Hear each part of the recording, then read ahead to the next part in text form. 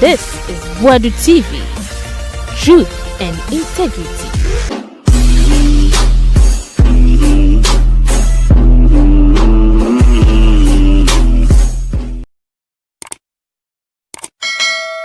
Ebusa Okaba Beatrice Annan Esquire wono eye presidential staffer na oche say gold board adwuma mudi no enyo mani galamsey fo na edi etimu amu kase Sammy Gyamfi to gold edi fi galamsey fo ntina mahama empese o declare state of emergency munyai no prebia nim NPP fo na mototo aboba park no so no moteso no yehude amoye etimunya mahama no anya adwuma no woni Bobie Ansah de di nkusa nkomo no Bobie nso che say ne kure ni NDC boy adwuma pa yija na obetimi aye operation recover all loot aha ora no so asema kwa kusisen mate say ye twi gift your warren so aboss woni NSS scandal no my form hu nyina nya seketwa eti yemurem eya na NPP 4% omunye to say omukutia galamsey ena NDC ba abem no hwe nkoso mepese mefa wo fidie so na maka Ghana fo nyina na etie fo nyina say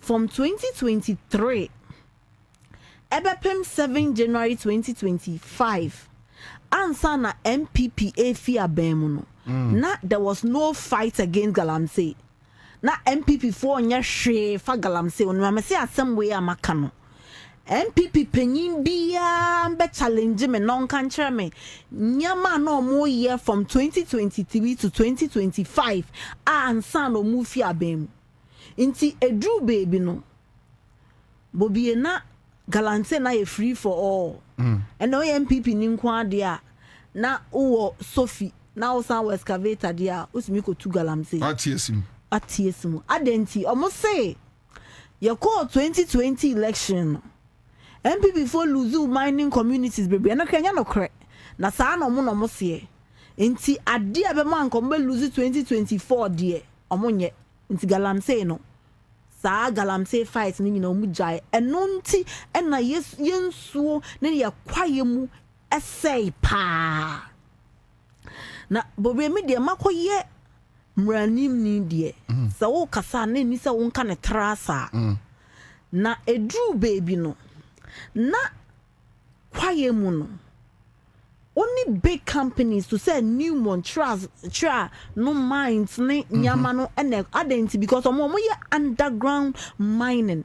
Okay. Na omo ye mining ne kra na ye fe bibi processing e ya na omo nya wo kwaye mu omo wo big places na ye fe bi tailing dam no mo de ko nti insuo ne video na mu hu no say na nka ye tu ni nyama ni nyina no mining companies nti na nka sa nyama ni nyina no ye te galamsey die nenso na nti say na 2016 insuo no river Ankobiamon river pram nyina na ye papa yeah na die nti na ye wo ha ma kira wo ne NDC aban ya fa ho nenso ansa na metro na wo say tiefo hu nienti a ya bedru a no mu hu say NPP aban na ebetena so ne NPP party no eye party a omo sai man omo nya ade yi omo sai ade we say at this point MPP matter in this situation na me di kan ka say metro ne NDC ye ne be shock wo ade a NDC ye video ya o kire ye kra onim nienti a wenya video no NDC nhihye ye papa ye de aba no eni nti na ye call hwa ye kocheche nkrofo we nti na wenya video no obo no nti mechrew nanso wasa mementi phone ti ase se ne be ya NPP 4 entimi mfa galamsey enka se ye pese NDC mumfi abemu na NPP 4 mba ye galamsey ne di kan na obiye ni ho so ye NDC ni o so ye NPP ni na oye galamsey kra na oye no wakwaye mu se forest reserve onye bi na eni bi ena NPP 4 ede ni aye friend state of emergency wo be kaya almost you have declared a state of emergency on mining sa de no mo ye no nemfa so a eba so ma NPP 4 Ghana 4 ye nye bi ne se NPP 4 ena kwhye akwaye mu no mo start se omo dogalamsey na omuhu se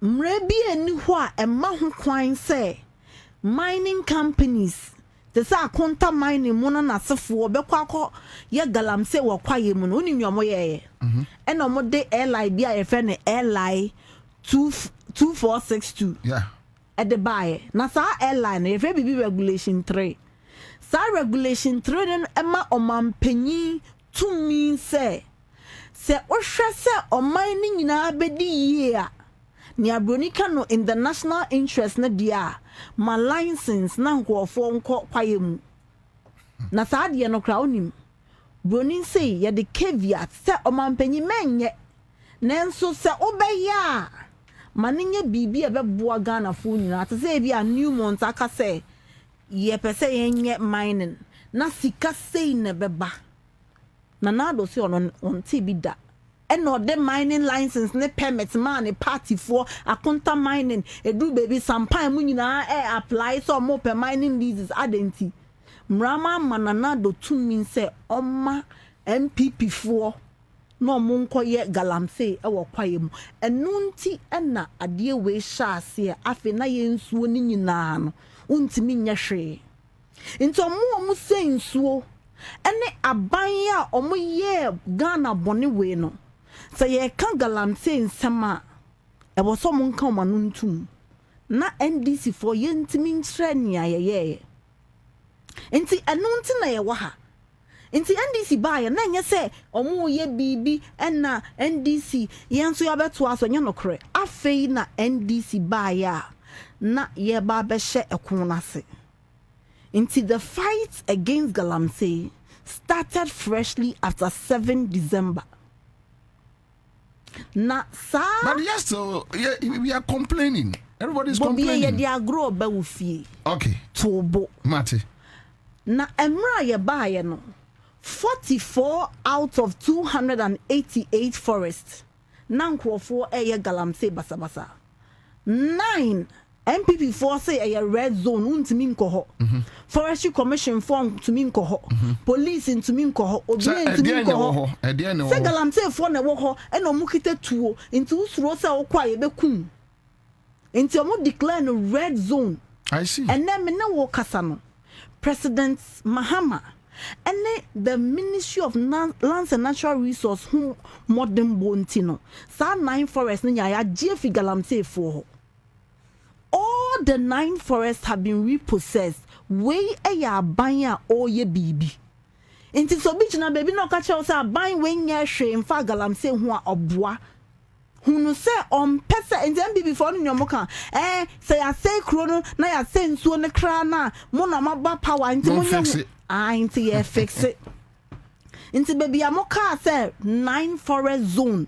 Na mo se mo de mu ntimi nkoho Ghana military hin ntimi nkoho no enne President Mahama Daromanti no sa forest ni ya repossess Bobie bema chese nipa ya ade a osaye yi na wenyi na ya men say ni din 9 na wentimi na ka bete anka de na wo de wentimi anye say afo ade na wo 8 years wentimi anye and obi the 9 months aye sadie we into 9 forests we are claiming now nim ya buy na President Mahama say nanado time yenti ana odesa mining permits ni ma akonta mining wuntumi ne nasefo no eye regulation 3 of sa airline na me kachrew into me na me yo mampanyi sa to me no me se munjin free me se into munko na munko yi sa regulation 3 ni mfi ho into ye the call parliament eko yi sa regulation 3 no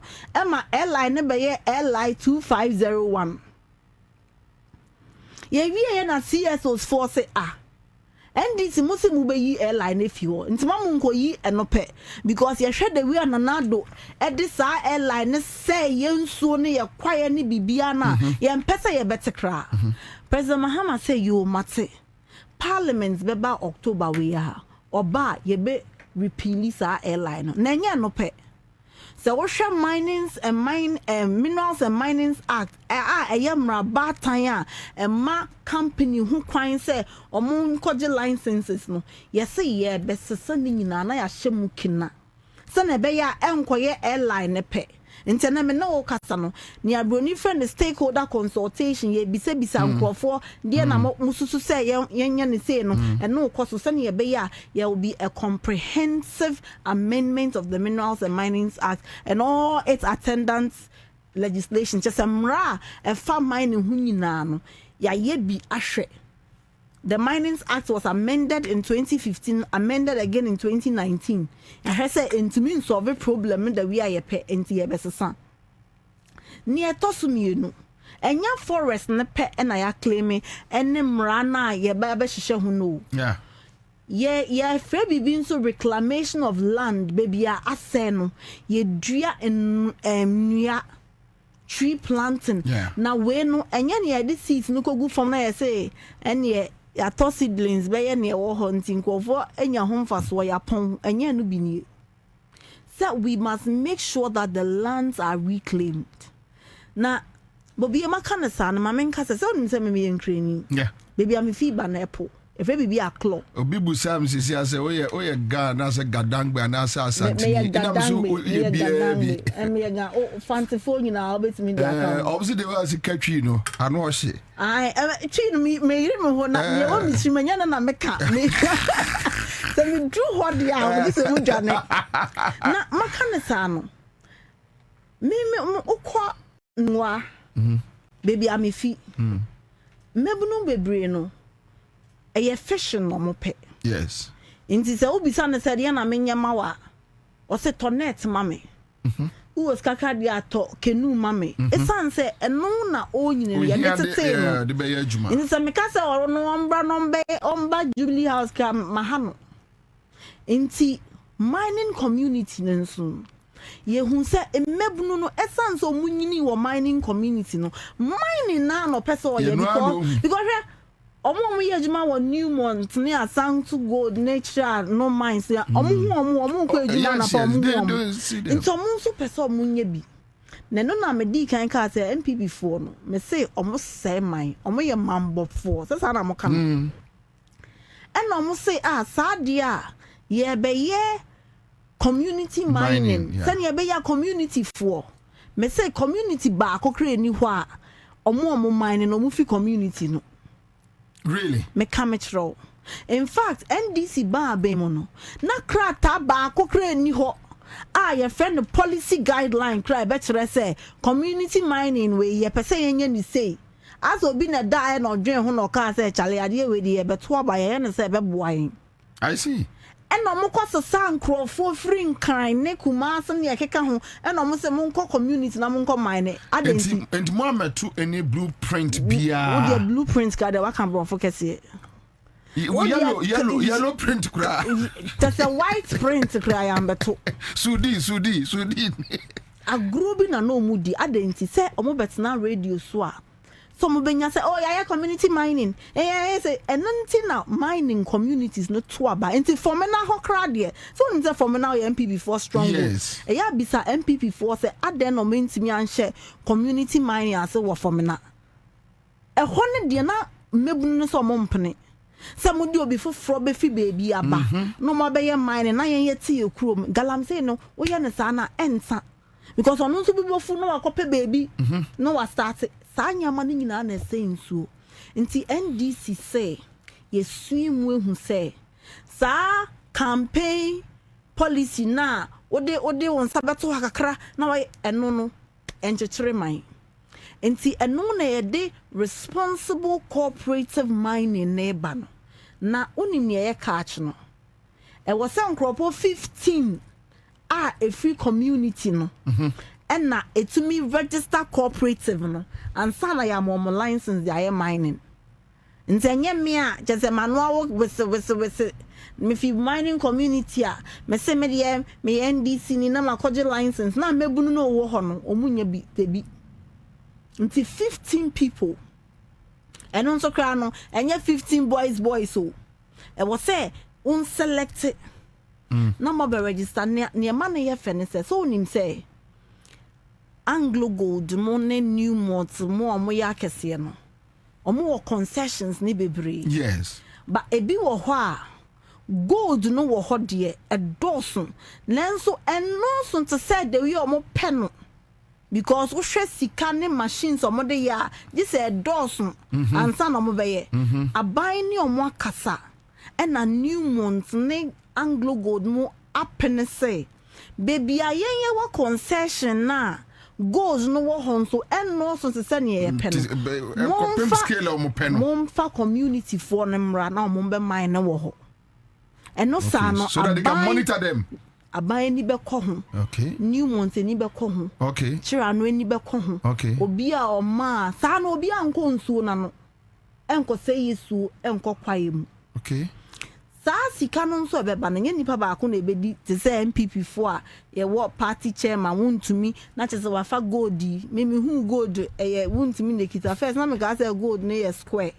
Because overshare TV bia no sa no my square jam yen krani nso wontumi na di live gold ba enya sa ye de bi ebe ye development fund into community no for the community into community bia ne peculiar need into what mebunu no mo jai galamsey no na obwa community no because galamsey aye e ma sign na ye bi Nenso say omo ko wo a omo wo hospital omo ko wo na but lawyer e ma ne gumu ma ne gumu so me ma no so mo ha adwen pa mo gumu pa oh yeah no correct but guess and normally oba bia de person onye baby girl oba bia person ko na fie na ye hwe no nenso bibi nti e na oma oba ko nti the point is that sika beba no ye de bi ebe develop community no se ne be ya we mo enko na maka ne say we no okay, be a MP before say I then someone declare state of emergency. What name kameba no? Mamen show.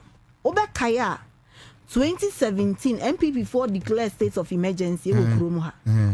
Na hwe data e fi Ghana Chamber of Mines buy sa year na omu declare state of emergency. Sa year na enya gold sin year bia. Bobie Ansah sa gold na efi. A state of emergency no mo be declare o ma no keke se na brofo na ye wesa and this a moment me declare na some why in a year why don't you do it? So this is what we are doing. Say ye NPP for and NPP nye standard nti we na ye say baby a say kro no na a say nsuo na a say kwaye no ya declare her as security zones. Okay. Into ya declare her as security zone and ya station 9 most e wo ho 24/7 enti eneme na wo kasa no onko sa repossessed forest no enko hu se galamsey e wo ho because water bodies and forest reserves are now security zones declared by the government. Okay na ye hu se Nienti a NPP for Operation Vanguard ne galam stop anye juma mejo mahama ko wu ya oja ne yere ne ma wo ho a NPP for ka na benya ho mfaso ne se so Operation Vanguard for no kwa na pa enyumre na galamsey for na ko so mu ko enyumre a galamsey for no kwa na pa nti se no e 24-hour surveillance na ye I see sane ye be ya when you na no ye betumi de eku etia galamsey na okana sa na mkofo se oh NDC for na ye galamsey Bobie me ba ha no President Mahama no ni ma asema me ba beka no me ka me ba na minim se e be che say because mo ka che say ya juma pa makasa na just auto lozenges ma me I swear I go do am what you say enti president bia ba de onim se ne party NDC ana NPP betimi aye bone nanso bone ni si a nia president ne ye no ene kire se papa we opeso nkuntia galamsey ana opese yenye galamsey okay nanado time obekaya Professor Frimpong Boateng report Professor Frimpong was no nya NDC ni o onya NDC ni krada wan kan keke se NPP for na eyo obo nkrofo no mo ne president eye adwuma o president obo mudin enya so mo ya asamanfo omo ho obo mudin president ni mo wanya ho hwe ene so ye ndisi ni na unim no bi bo wudin so ye galamsey ya ese makacha madam for bi say o ye ndisi appointee so nim no ha me ameka so ye galamsey because no what chere be chere no ene so ye ndisi ni na ye bo wudin Na unkai say Yamin any abanga. Omunye less people. Debbie. Yamin a national organizer na your own friends. Yeah. Me ya kana ya me homete. Nenso President Mahama say we don't care whose oxes go. It was say yentimi ma mranye juma inti ye Boudin keke no. Yesi yoko munko chirema no. Let the Lord deal with it. Na makana sa Bobie hwe sa asem no. Enye say Fourth Estate na akoye story bi say ebia banga ne yami akoye bibi ana ebia Accra FM and I'm who say obi ye bibi nti President Mahama is under pressure debi. As long as he came to his notice or refer or more crowns on the media for mote. Yeah. Let an leaky and for baby Sammy B. Is this genuine? Is this fake? Because no mon tiasia crass a president. Basically, I refer to national executives. Presidents will say, yeah, chichi membru no moye galamse. Nenso was saying to me campaigns. No. And she say a mount strong surveillance. Now the greatest campaign I Ghana wound to me. Afe ye wound to me amosemote kwa paimonti ase. Na anya bia ma mimi so ye NPP nia immunity against wrongdoing na. Council mami musa yes a question we answer no wakwa mami.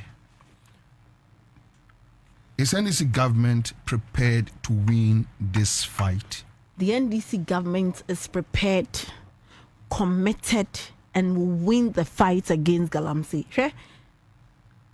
Almost every week at regular intervals, this is a president in any country, but there is a security briefing on what is being done. Some catch us NDC a problem. Let's say in Guyana. Would you say Yenra 2028? Yemetra saying Nimkomo way be where you need to defend the government against galamsey, whereby people feel that Chale Moentiminti Monko. Mame show. Tell me, Council. Yes, akwala obetokano. Onamobusa taibo. Sa abanya obekwetia galamsey no. In the first 10 months. Or say near NPP 4 year bia just for the political gimmick. Say media say ye nyebi. Inti won't say despite the call for states of emergency we say you must first understand the problem. You must first engage people or more states of emergency no yeah. Unim corners now Ghana. So Obekaya 2024 NPP for some close a Togo border. Then to the route to enter Ghana, a bro sister. And so una only back on our close. So you must first understand the problem and bring sustainable solutions. Sana buying way. A buying way in your political gimmick, ni PR gimmick, ya kanyanka. Okay, we have done it, we have taken the boss. And no NPP 4 you know.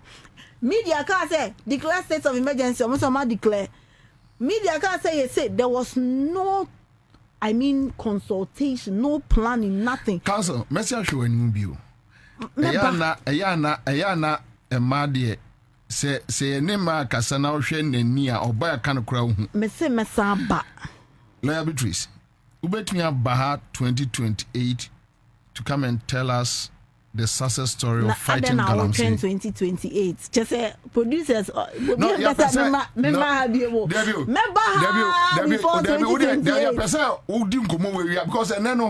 one my detailed analysis on what the government is doing. Mm-hmm. Some of us, because of the be free bar, any ye de petre be support to NDC, you know.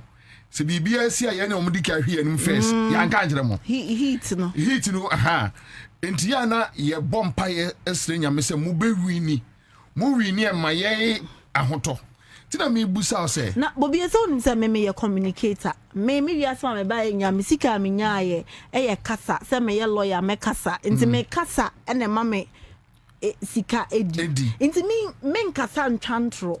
It's answer say ukasa chantra you've lost integrity or now betna ha intimacy Bobie me na me mpanyim fo ye adwuma me na me nim nnwuma ekoso na mabobo biso akyerɛ emre ntikra na mentimi anka nyina ba me show boss hwɛ so unima okọ baby a ye wo forest ye frɛ ho NPP time ye say we presidency forest we chief of staff forest we ministerial forest and me no kasa no me grandmother we bibi a obeka no wadem wo se so a me na doja to wait. How dare you when the catcher osa and that's how you nebi ni ho. President Mahama is not benefiting from galamsey. Now pointy be ni wa or ye galamsey or say legal na kra men ye na illegal. It shows a man who is committed. NPP for no money into moye galamsey. Now the NDC is committed to fight. Then so we need Ghanaians to support us. Men pese Ghana for beje sa NPP propaganda nedi esanse scandal kromunye binka. Inti mesre Ghana for say yemfa ya ho den ne odo anti President Mahama echi. Esanse so bi ya de pa na obo na baswa ene Kenya no say ontimi bebre. Na oya ne kana o se nya oya ne kra yempa. Say no hu ni obeye. Inti mesre mo mfa odo anti President Mahama echi. Yeah, that's Bebre live at 100.5. But lawyer answer na be kono ma me fan crowd and crowd in yaw. O she Bobie Ansah with the grassroots. And I think say Tom Crofotrim Bebre. Me sorry no pay me hu say abrantie bi minimino. Yes so we jo say me hu post no. And me say oko can be about lawyer Eduji. MPA MCO, which is in very bad taste. Musa Brantin as a babe pacho. And the son said, and no small dear to be an intermediate, as soon we be jow. You see, and some for crap pedodo, Nanyati as a four. Midi Jow said, dear Brantin and him neko pacho mano. Oh, make up a patch. Or no, I can say one can say ye. Aye. No, ya end this ni baby. Munjano manom say, or Chinabi. Oh, Ebiana Muhiani vote. There is a unim lawyer Edujia. Or no lawyer Eduji. Only my friend ice cream. Intina make us say. Or no, on person you be in your Intina make us say. Intina make us say, dear Brantin and Mekako Pacho. But me pesa Brantin and soon who say, lawyer Eduji no be an answer meeting. In fact, lawyer Eduji huna. Obeksan hagen ekra lawyer yeah economist ni bi omso lawyer Beatrice Annan ne BOG board for ne finance for no omo artificial no more rane intina dollar ne tisa no ye ma ye hu 2 years e bi si ye ma ye hu 3 years na say kra do mo say wo mo pompe dollar gum dodo. What is happening? Bobie Ansah na make sure what is happening. Na Bobie say artificial dia. Artificial trese nipa na ye meboa. Ntare na nka NPP for bentimi anya artificial ni bi e na dollar ne ba 17 cedis. O ye bibi no bi gina chi o say efo. Ye de ade ma no say yeah. Afi na o say. Na de no artificial say omo say Bank of Ghana de ene no matam ska no mo de aba market. Nti na mo nim say yetimi tamska. At the bar market, Emma dollar ne be do 10 cedi ni 11 cedi. Ena omo no mo ti akonwa so no. No mo say ni panhwe no nto dollar 1 cedi 17 cedis. Ananke ekọ. So you mean say enya artificial? Enya artificial. Ye frɛ bibi fiscal discipline. Se usika ana eto ni nyina e ba aban ho. O hwɛ saa sika no. Na o hwɛ nyama wo betimi aye. Ye ba aye. Ye mfa over 400 million enkoto amna say besi cathedral. Okay. Inti no your friend physical prudence say ye wo sika no. Ye de bema school for secondary school for. Na ye de amom aduane say ye be ye mom expired food said ye hu NPP time. Ye de sa 549 million better textbooks amount kwada. Ye mfa enkoshe obi pass.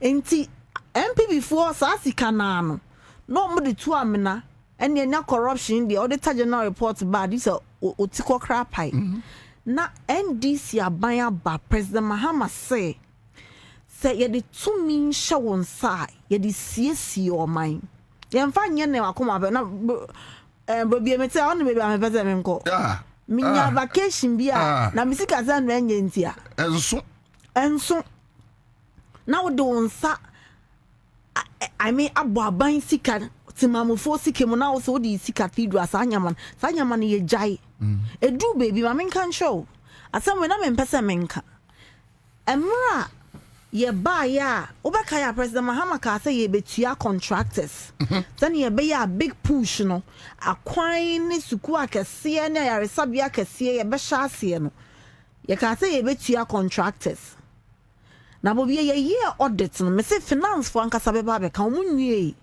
na over 1 billion na a fraudulent payment NPP for aye. And that's I think that NDCP for also can the same thing. And that's a buying core cabinet. Or say 1 billion I de be fraudulent payments. Ya mama infantile nurses, ni pharmacists. Inti net nurses, ni pharmacists, NPP for G1. Na siken who ye de be to your montino. 10 months yen to your mokano. Are you see the scout?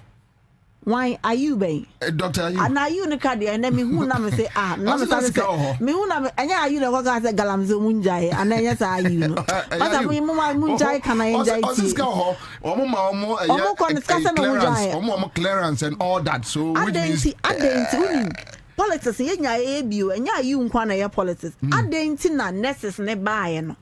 Are you enti mi ambe kasa momo then so twen ya ma minister of health ne ka say ye betuo mo end of November into next month the musika maybe you're almost spokesperson na say say you're almost spokesperson at least so we know honorable candor exposing the government so then he needs to come in to explain MB before the agrobika no mudi na 86 na aka no wan hwe ye ke be ka be 44 it's say near your friend responsible opposition.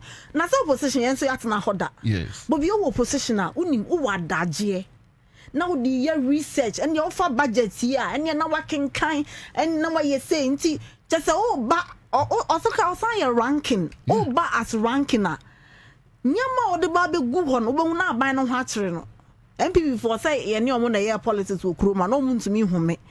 Na pressure be a mom no nti ube your position ranking on health dear nanka wabe ka say ye call ye no we left this fund allocated na sika wo ho de say ye kan ko enye na nado ne ka say ye sika so so come dey oba ye no wan sorry ka so dey no ye o wie ayu no kan bisa say na ban bet na akonwa so 8 years hospital ba component mi ensi hospital ya resabia baako miami kromo labadi polyclinic kado mu juri ehona ya wo mechi ba omu juri ko ye afei na president Mahama amma musika yese peje mu esi until before the say omu nyo opposition for aye ka omasam nenso Ghana for etie yen e wo say yen hwehwe nsem num nchro wo no I was so moved said near bony friend of fiscal discipline. Said Sika wa hwa. Yan fan ya kata she said proye dream ne kankai. Then so ye de she baby a ebe buana timamufo ho atom.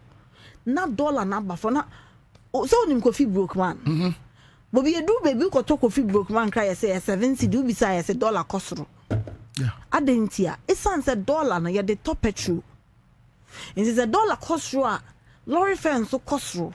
Nan yo kofa ne broad dia obetoto so no price ne be kosoro nti yemfa dollar ndua broad dia de nenso esan say eno e chain nti no nti say dollar ba from a ya de papa and my businesses and no more ton cars about so kind for I some NPP for kra almost we dia amen NDC aban ayejuma na se bona sa na wo ya ban a wo yi ejuma che se so eni a e wozo hu se opposition dia obenya bi mami musa council sir issues about a fiscal discipline where you say yes we agree yem fiscal we inquire you discuss we be say now we are talking about the dollar we are talking about petrol prices the question is some businessman amebusa lawyer Beatrice say enyama modi agu akwam no sustainable can we enter next year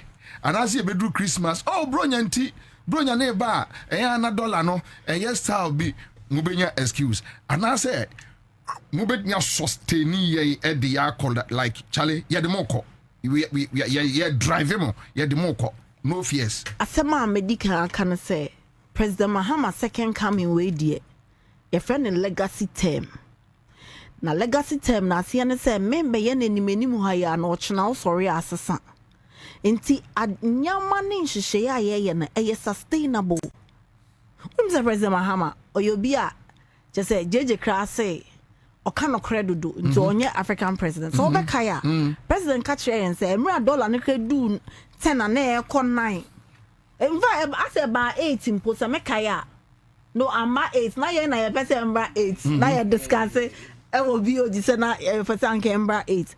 Odi kan be catch Ghana for say the real value of the currency is between 10 to 12. Okay. That's our time never form. Never form. Okay, basically they are politics. Now I say, you see, oh, to say Baumia, we have locked the dollar, we have given the keys to IGP, and then Numudra, and Memabro, Ebedu, Paka, remember that form. Remember you know that form. Remember you know that name. It's a man you want then the Sakas and the come. It didn't man carry no. Aye.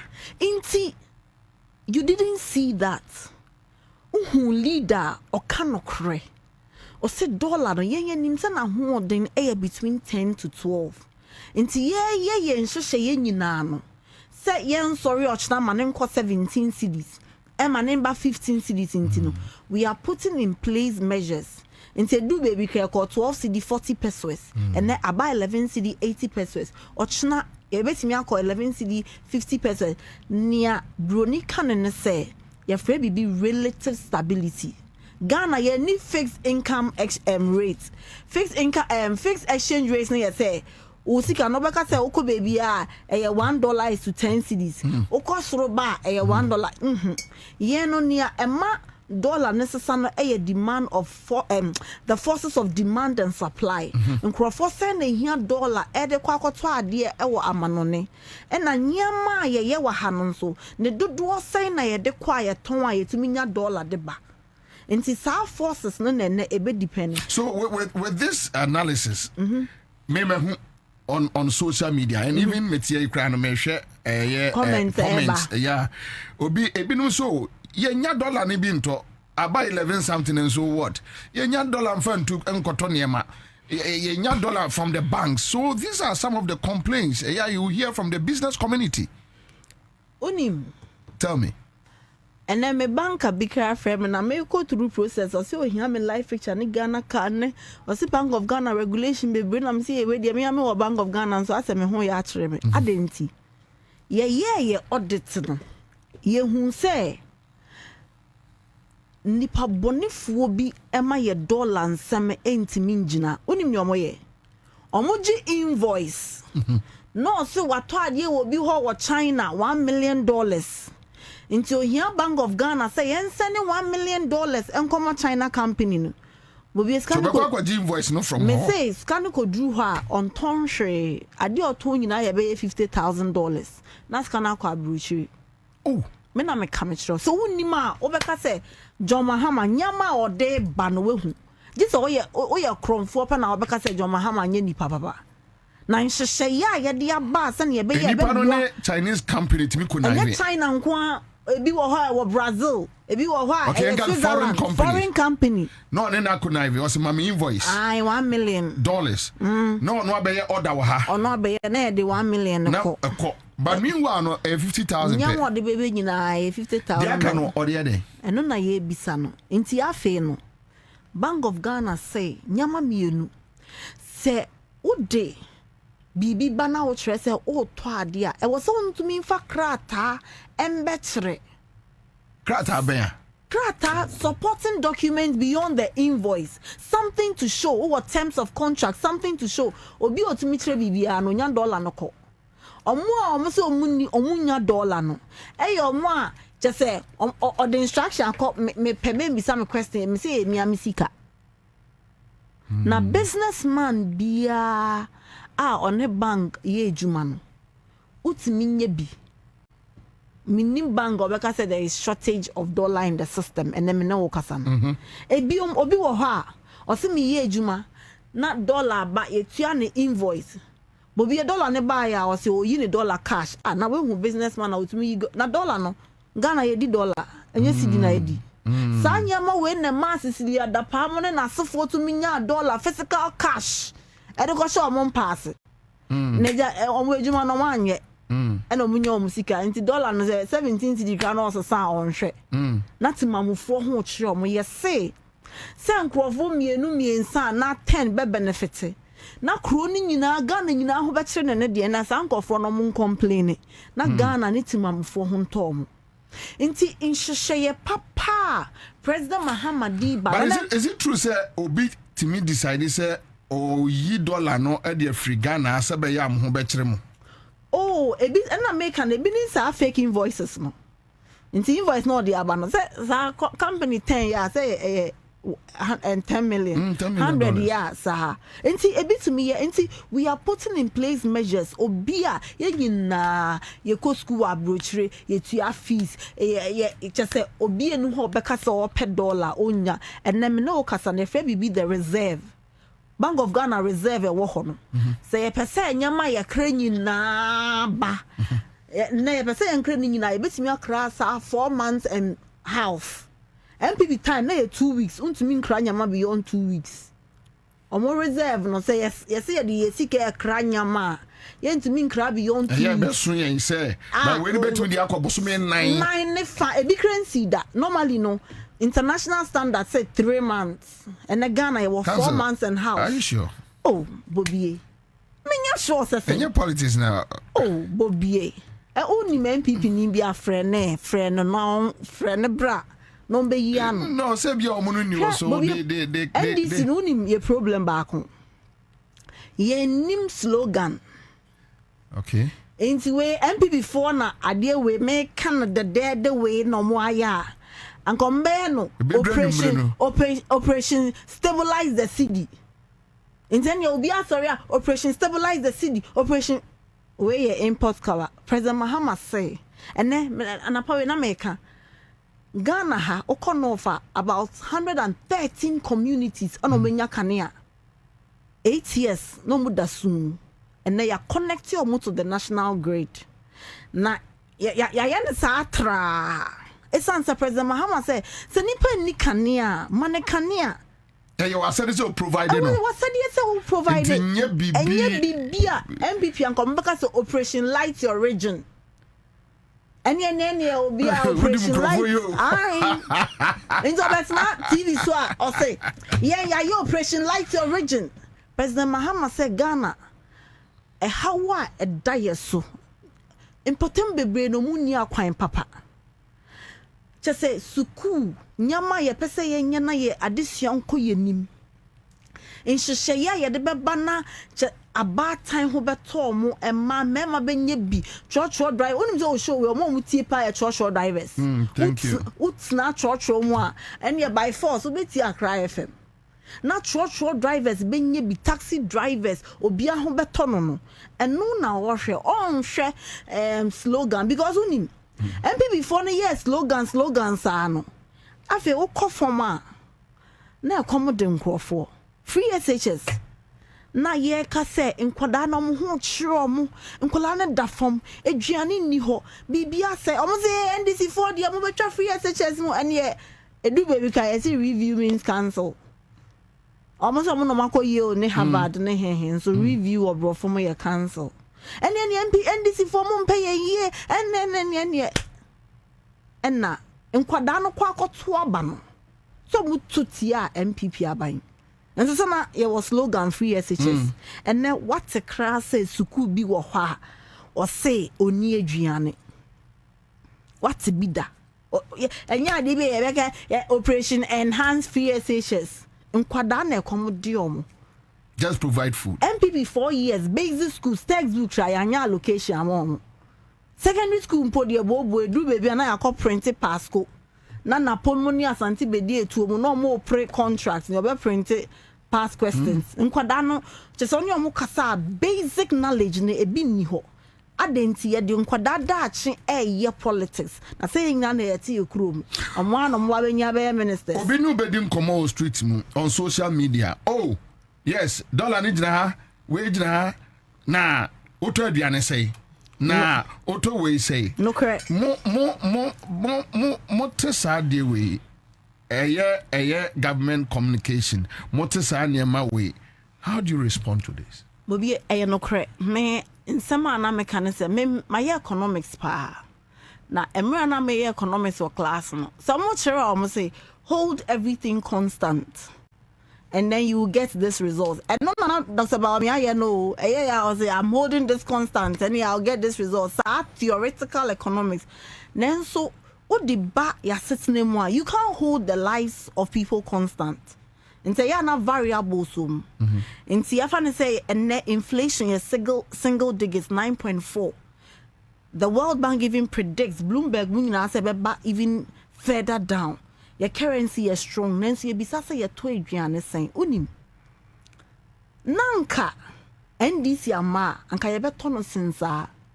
It's unsaid with the same macroeconomic inflation and our macroeconomic indicators no. And nuntina 2024 obekaya from June ho okoto sugar ene na 7 cedi a shama ko na 7 cedi 50 pesos.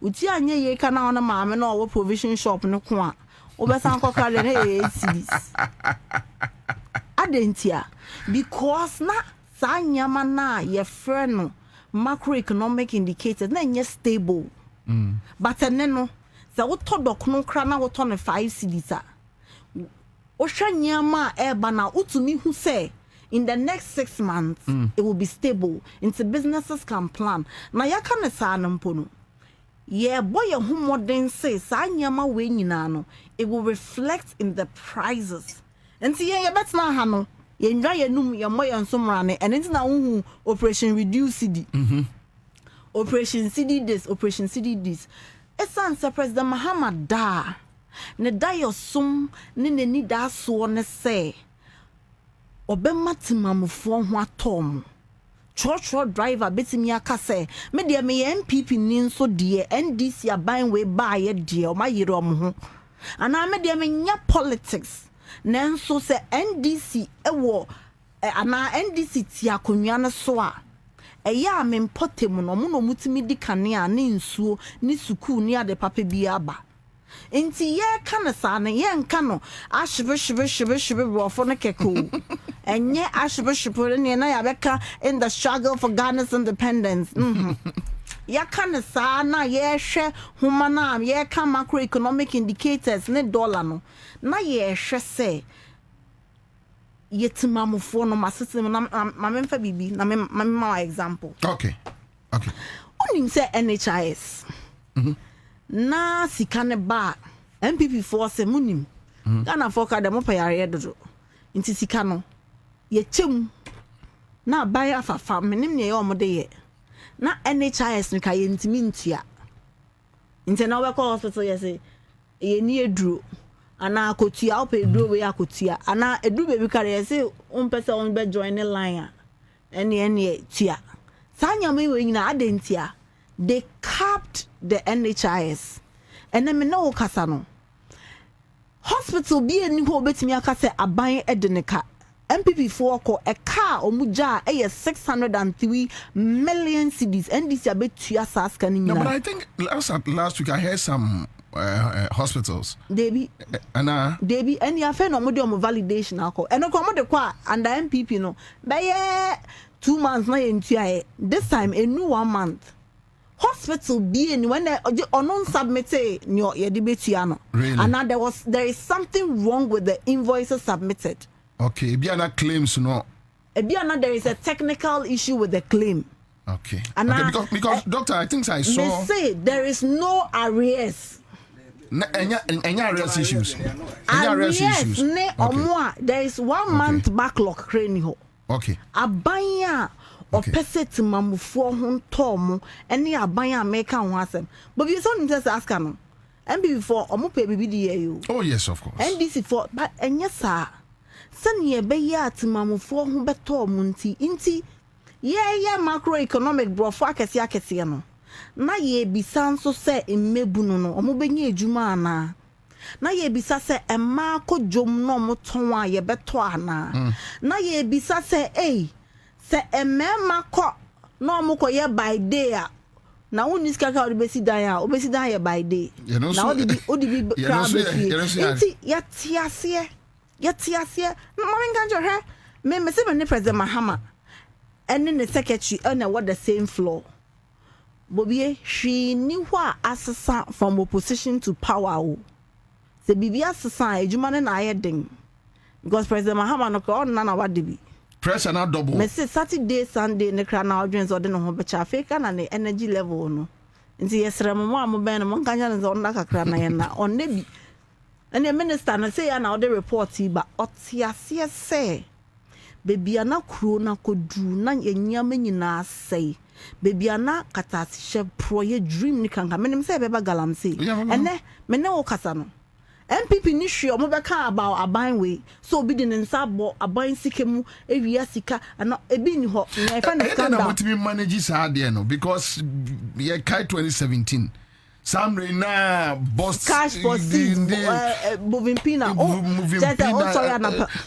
had they na mutimi manage what happened and then ya ameka say NDC ni NPP no ya nyina ya political party die nenso the open development abanya say yete dem na ye kasa ye hwe the people Bobie mama mi saw nti wo si fie ni kakraka so bedroom ba ko pe na sure na bedroom no nso kra na ye kese ye kra na empa ba ko pe na mpa na ye mienu kra na obeda baby ba ko pe na mpa ba ko so no obenso baby ba ko pe na o se say me a na ho da one sport a this when you at there na wasa boka because unzi mi rolling po so rolling ka dey say dia cho me dey me da fa ko na this me ya body no ketua bi inti sa wo de wonsa ene ke no foriata oye Bobie wo ye Ghana ni na wondi fufu a ya o inti disi ho benya fufu edi be disamu anya pizza no so ne yare na onye onzimi di pizza no nti an dey double trouble so there is no merit in say obekwa koye bibia ebegu abenhu fi na President Mahama don't you think obi be ne obey argument so maybe you guys are managing things well PNA NPP e pia na obi abenhu na NPP fo no na omo na mo beka sanya omo na mo beka sankrofo na chi omo sankrofo no so mo da ho ati Ghana omo nko baby ya and die na ye manage well NPP CSOs ne Fourth Estate ne na omo expose corruption omo da ho omo nko na me office na kra no kapre motro so intuo ne kra no se me kasa me pe bela kwa no ko omo ne omo pe omo untimi kra nkaza ope la pela we ete onje na maka se ni won na de bebreo na wonu ma akwe inti President Mahama no nso no Bobie ope wasem te se den na okoye bone obepamo enye papa we na o say Victoria Hama nkot na efie sanse o say so nya sike bi anke ne de no enye papa we no no a Vivian Lamte ye ka so ode o sikot na efie na wo obepamo one time inti ama discipline bi aba party no NPP for ya no mo de sere NDC for de munni musika NDC for de say okọ cantonment kro munni fie ade no President Mahama say o ya ban mu nipa mento aban asase o says aban scholarship wano a what said then menko pe bi nko suku enye ne a gifty oware ene ni kunu nyina ne dama omsai chief nya ka o munya scholarship bi areho na o say intimi meti we se mintimi ntua me school fees a ene onim ne efe no Coursera ene besunya wo Coursera sa na onya usika o de account because aban scholarship mintimi nya bi se si akade o se menkoye small scale mining even if it's legal o se menkoye inti inhyehyɛ na wa launch code of conduct o yeke o bete keke ebe you to say fidie na dia na ya ba bebre nya baby na wo ya ma wakonya se kosoma bedi rough wo de ko pejapade ya chewa ene na no ebusuafo akot na no bi fofo abesom okay so which means that lean government no so ma pressure abamoso say ministers nka 58 enye 60 because who did rough nkofo atwen no na wo ndisi momo makọ school no e ya deketwa we ya rough into wo na ene ya kai wo na wo be ya rough be foul say rapture They say dog to say what Me come to dog say. Oh, bonnet sound. Oh, turns out I'm the presidential staff now. Bonnet I say yeah, radio man. Medical doctor. Medical doctor. Why I say? But because he wants to serve. He wants to serve his country. I mean, he wants to prove a point. But Bobie agro no. Any brasem ne say orientation na yede ama appointees nya ye say aban sika eya aban dia. Aban sika eye timamfo dia. Nti memfa wo sika embebo aban sika mu. So wo pe wo crutch nsam ne wa kesesem aya ene ye fa wo green letter ne bra. Na kona koye wo crutch sem. Na se wo besom ne die. Untimi nye sa anyama. Ena President Mahama nso nya clearing agent. Ni suku oku e nyina wan ko ni clearing agent wo mu. Nti se ye chewa. Nti wo krampo no ma ye nchew. Wo krampo unye unkoye no apese ye nchew. Bobie yensu ye nyini na me se me nyini na mama me osika kakra o. Na eya minim nya sika no beyond a certain level no minim nya ye de ye. This is what me because me tell an me duane a me pepa ya anwamo na anwamo no Sammy Gyamfi kra anwamo pa no pe wo kan say skafo na anwamo ahe na wo ya odi be di anwamo ahe kuzo mienu ayachi na nse me di abenkwan ne gari ne de no say ane na be my second favorite the happiness. So sometimes NPP for no na akoye to say competition. What a Cecilia da power be $1 million one impasse. Into on so baby or one or pay $2 million. Me brother Sammy ne I calculations I eba. Into nya dia competition be what say we are sika NPP for no na competition. But they be no argue say you no na tem bia no mbenye ska side ya bitumo. But what is the argument no? Bobie me tell argument no nanso say me NPP penny this year you catch them say almost said that reserve almost $400 million at the home. Yeah, on the baby face for 2028. Mami can show baby. Catch them. Say year call 2024 election. Na sika NPP as a government wonu be dwane. Na ba omi campaign na odi echi.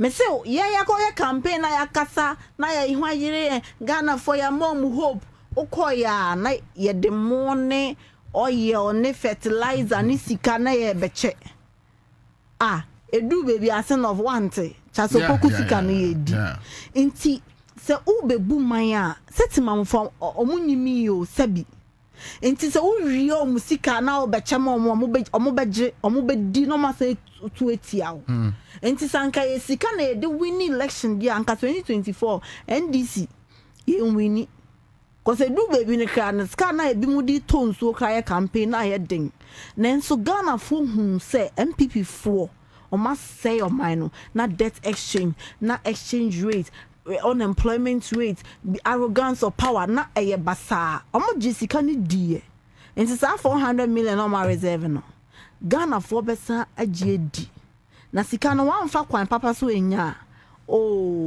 nature has a way of taking it back and now omo yare omo kan omo yare omo san come Mayo clinic some dey me yare am na na be some yare ne herbal medicine nti yare ne ka me ti aka me ni yare bia omo no mo yare kase a ye broni nti de bia ska no mo wi ya san tam e de koma broni doctor.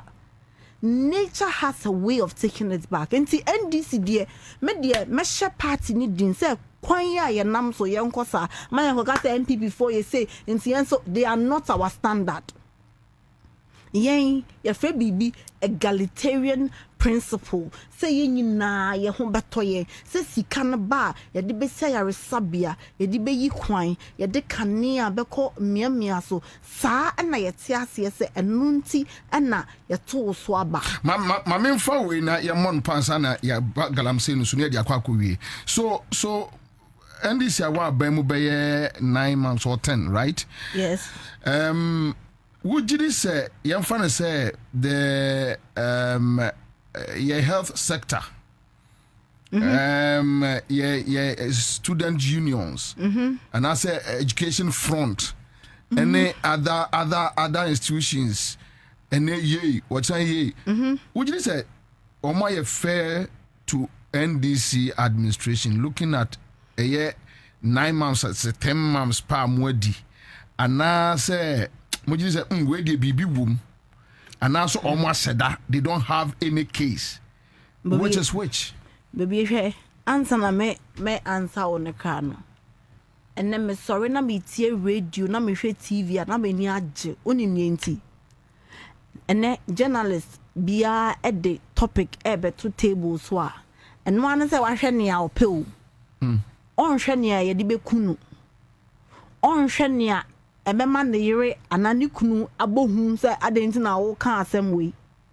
And then journalist bi ni ho akot na South Africa. And now obi a obeka say ye kumi ana me sure say ye bekumi. A fresh air no, government. But they will tell you that they have some few Which people one? They have been arrested. A fantasy comedy. Menka journalists, menka. Okay. But so many Ghana for irresponsible comments. Me no. Someone say me critical. Okay, anyway. Me NPP for to me criticizing me. Me Yes, very of course. critical. I know. Because me jin di say. So unya kwenya to say me name bebe kasa no.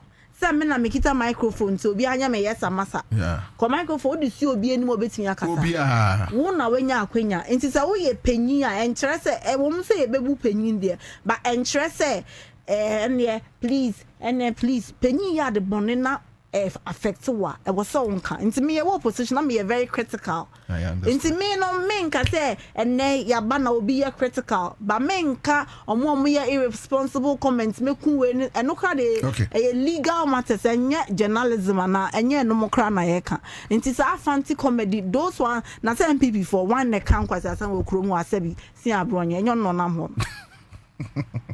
NPP for Nankasa, they are not proud of him. Kennedy Japan and the upper president. I'm referring to them. They say, maybe a waka crack. I want to be more our station. Or be President Mahama and A plus na down for. Yeah. A chromo, how when they did President Mahama attempting A plus. That's why you're down for. So, yena ye wa bemuno. Yet yasia say ye wa bemun kwa. Timamufuo na ama ye ntumi no omo wa ehu kwan se bibi nyo omo da omo beka se necessary ko ye demonstration yeah se ne aban ni omo to payroll so a ye se permanently ya pesika no e de amomo enti yanso it will go to our credit say over 10,000 nurses have been employed by the NDC but o man nya ne saa anka e bia mante anka e bia wante enti ye president Mahama nankasa nanse wo hia CSO on galamsey o se yesremu ejane de mommo bobia mu jana o mobonne e bia no hye nanso ejane mommo esan se mo bojana e na yenso ye de beka ye ho se my relax my nyese enti NDC aban enya aban aye ba yesi kawanu tum yesi we brofo nya de yesi he de bida esan se hwe se ye chechire man a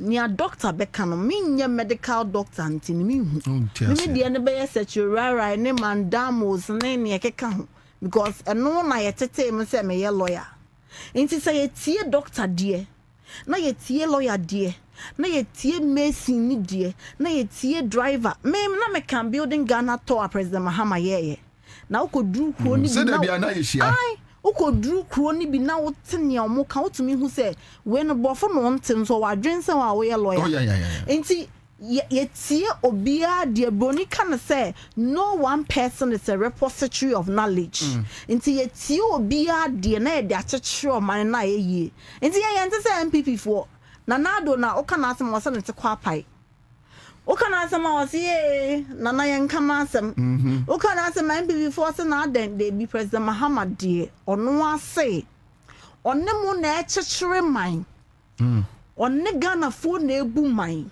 nti montra mo adwen sane ye be ya yenso a ye kita tumi no ye be hu se we na timamfo ne na ye bagalam se o meka kire assembly about community mining ne nti asade ni fairly under NPP ebi ni o kan bia omo so monte omo no munim bibia o beka ya debt exchange be ye the March of the year na debt exchange ne bae no and not to force any minority for start to say honorable Adongo Muka say hey baby I kono yebenya debt exchange o yebenya haircut obeka na na do na ne for the dead Mekai Sunday be or said there will be no haircut and I can assure the people of Ghana the NDC and ene enya haircut granya santo kan real quale nenso nanko tie NDC samre na anka ebia sa cathedral na na ko mankotu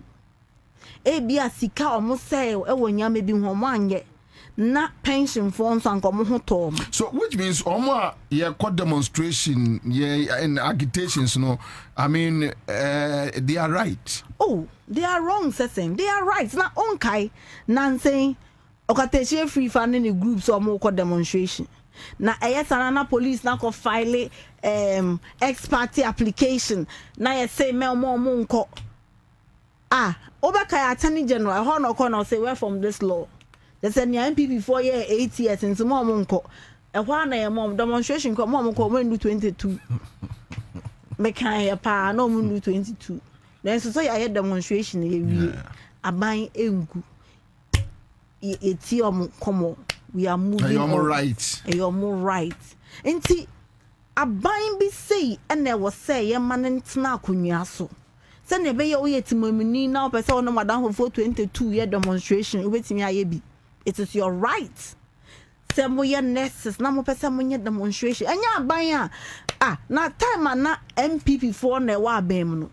Bobie me so oba radio bia oba pon no obi esuro ma o. Na we afro maame, na oba no nto ne fo. Na we afro say, na oba no nsuro. Esanse no obi esuro ma o say okasa aden na ote wo man. Na okọ BBC ne fo CNN ne Fox and you heard the Democrats and the Muntimi nyo. Almost same. Or more heard almost same. Then so they move forward as a nation. They agree on a number of things. And see, say no, abain papa na aba. Yeah, be galamsey mami busa gold board. Impact be nenya on this economy. Monganje Sammy Gyamfi say I was on me for gold board here. Minya mama kan show na we no. Enye se Sammy ye minya be manti ba ye mo Sammy abaso. Me ka se bia ye the different CEO ne call gold board them PMMC a. Anka bia ye duru baby a ye duru no. Cause Sammy do ye workaholic. Na ansa na gold board beba no.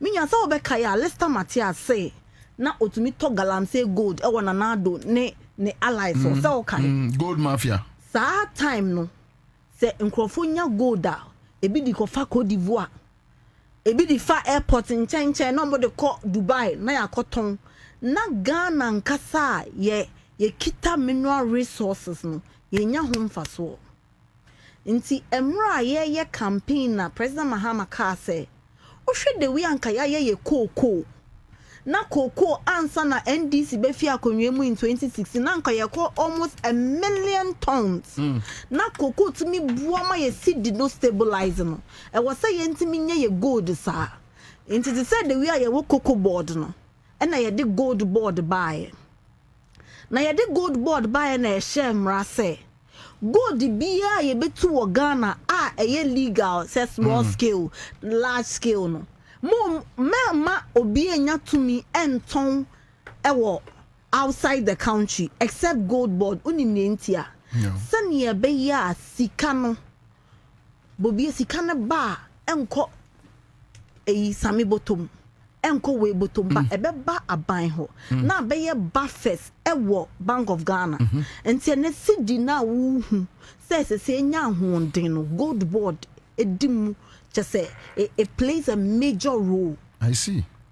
Na nze onim NPP for who say gold board and na boa pass na be city ne benya ahonden no and omoka so and the gold board galamsey gold no moto nanso na mi fa ofidie so aka kire tiefu nyina say gold board omoto goals no ewo baby mienu 20% large scale mining new money akese no omoto Yeah, records war. Records war. I see. Oh, and no motor. So that they will export for the exchange rates to come to government. Afe nyakano. Omoto will license small scale miners. Into gold board card, they say new 6 months can omote. Then so omo start processes are omode bibia friend tracking beba. So ne be ya odi gold ne ba. Enya wo na oba be fill form aka say meto wo Kwabna Company Limited. Now so yebetimi a track ya hwe say wo gold ya odi be if you license to say the way a wo kan na ai into traceability because international principle say you would mine in very sustainable ways. But for me who say will be able to sustainability. Into ye den hwehweye eba. In Shayani ye dibiaba ye pilote bois. No, but they are complaining, say, even with the smaller scale miners, no, omu dia or the pricing because Senkebia or the Cote d'Ivoire or the Cote Burkina Ubenya a year price a wasro. So which means Ghana government, the NDC government is ripping them off. And yet say Ghana government is ripping them off. Near etene say no because BBI regulated no. Say Bank of Ghana ton dollar to say ne 11 cedi 80 pesos. Say who ton gold $10. It is to the exchange rate of 11 cedi 80 pesos. I see. Nen so emra na gold board in hono. Na ye to say kalabule. Sammy pay gold. Menso me pay gold. Wo Bobie Ansah gold no. Sammy say when me mema of 13 cedis, mami gold. Na menso me say mema of 13.5. And then there was on so pesca, so the mama 13.5. So it was not pegged to the exchange rate. And that is the underhand dealing. Or because my gold in some of the fat Cote d'Ivoire. But with this, no, then which means a better say cocoa body and Papa for Beshas smuggled Yako. And it's a smuggling no. The see come no cause sparkling no one tea at a chum over Kayan and saying gold board every year press conference. And the pictures be to draw or moana or money Ghana for a smuggle gold unim. I was say Ghana for a day or do. A type as the Mahamechi, na yemfanye gold board no. Because for the longest time, you see, gold board no. Me see NDC for eno munjo menum. Ena NDC ena yemfanyama enwohwaye ho. Now gold board for me is one of the most brilliant ideas on how to use your mineral deposits. Because Ghana na yesika yenyanyina on gold, nia taxes are new months, money big companies ni tua. Nyake nyina no eye individual Indian for and na Ghana for kan nke to gold na nke nyame eye Indian for ne Pakistan for ne Hindustan for omo most can de ton enti na enti na NPP aban mu nso no na dodo na so eye la sulala no menya gold ni bi no nso maton enti it was haphazard. In the NPP for the Mohatro Parmen Candada. Alista Matthias, because Oba now Bobio to meet and say gold no cocona hanacotua, so no super biama. But se see a din shaya, but se sanya maninam. I know that they fraud baby bano. No be the clay I was spreading gold or cemeton because Bibia was haphazard. Na ye wo gudie se na de bia ye sidi no na asai na ye ni sika na ebi mo dollar na ebi ba o se fafa Togo mame sika ne ba o se de bi o de fa Ghana minti nti fafa Cote d'Ivoire ana fa ko hia me anti bia o Saskatchewan ana sa nyama ni nyina ye se ye twam se ne ye be ya ye nyina ye benya ye gold no ho mfaso emra ye ku etia galamsey na ye kase Muma yemfa kwan papa so na yemfenya saa egudie na ebetumi ede benefit abren ye nyina no enti so obi di propaganda betum say oh gold board to illegal omoboa omo yesa no mo ho na akire omo ujidi oh omo na mo presidency a omo NPP abemu amo ye say nya eni mo Lawyer GD. Oh, Bobie, me nka de me ade ba kwa me mpese me ye ne say bia me kasama abanti no. Na me twantro. Say bi me oba, nyama bi wo ho a mema na mema de mo ye ba mema any agenda also don't have your osre. Who's it happening here say osre. Mema de na mo ye wild pa. Do na yakona fast na say. Me twantro. Because and I was sure me say President Mahama osori na pa consultation meetings all year, briefings are onya, any reporting systems are creating no. And the reason also is that why your president that inti boni kind of benefits of hindsight no to mean you on ho. Because sometimes so to me even say, hey Charlie, the president is smart, eh?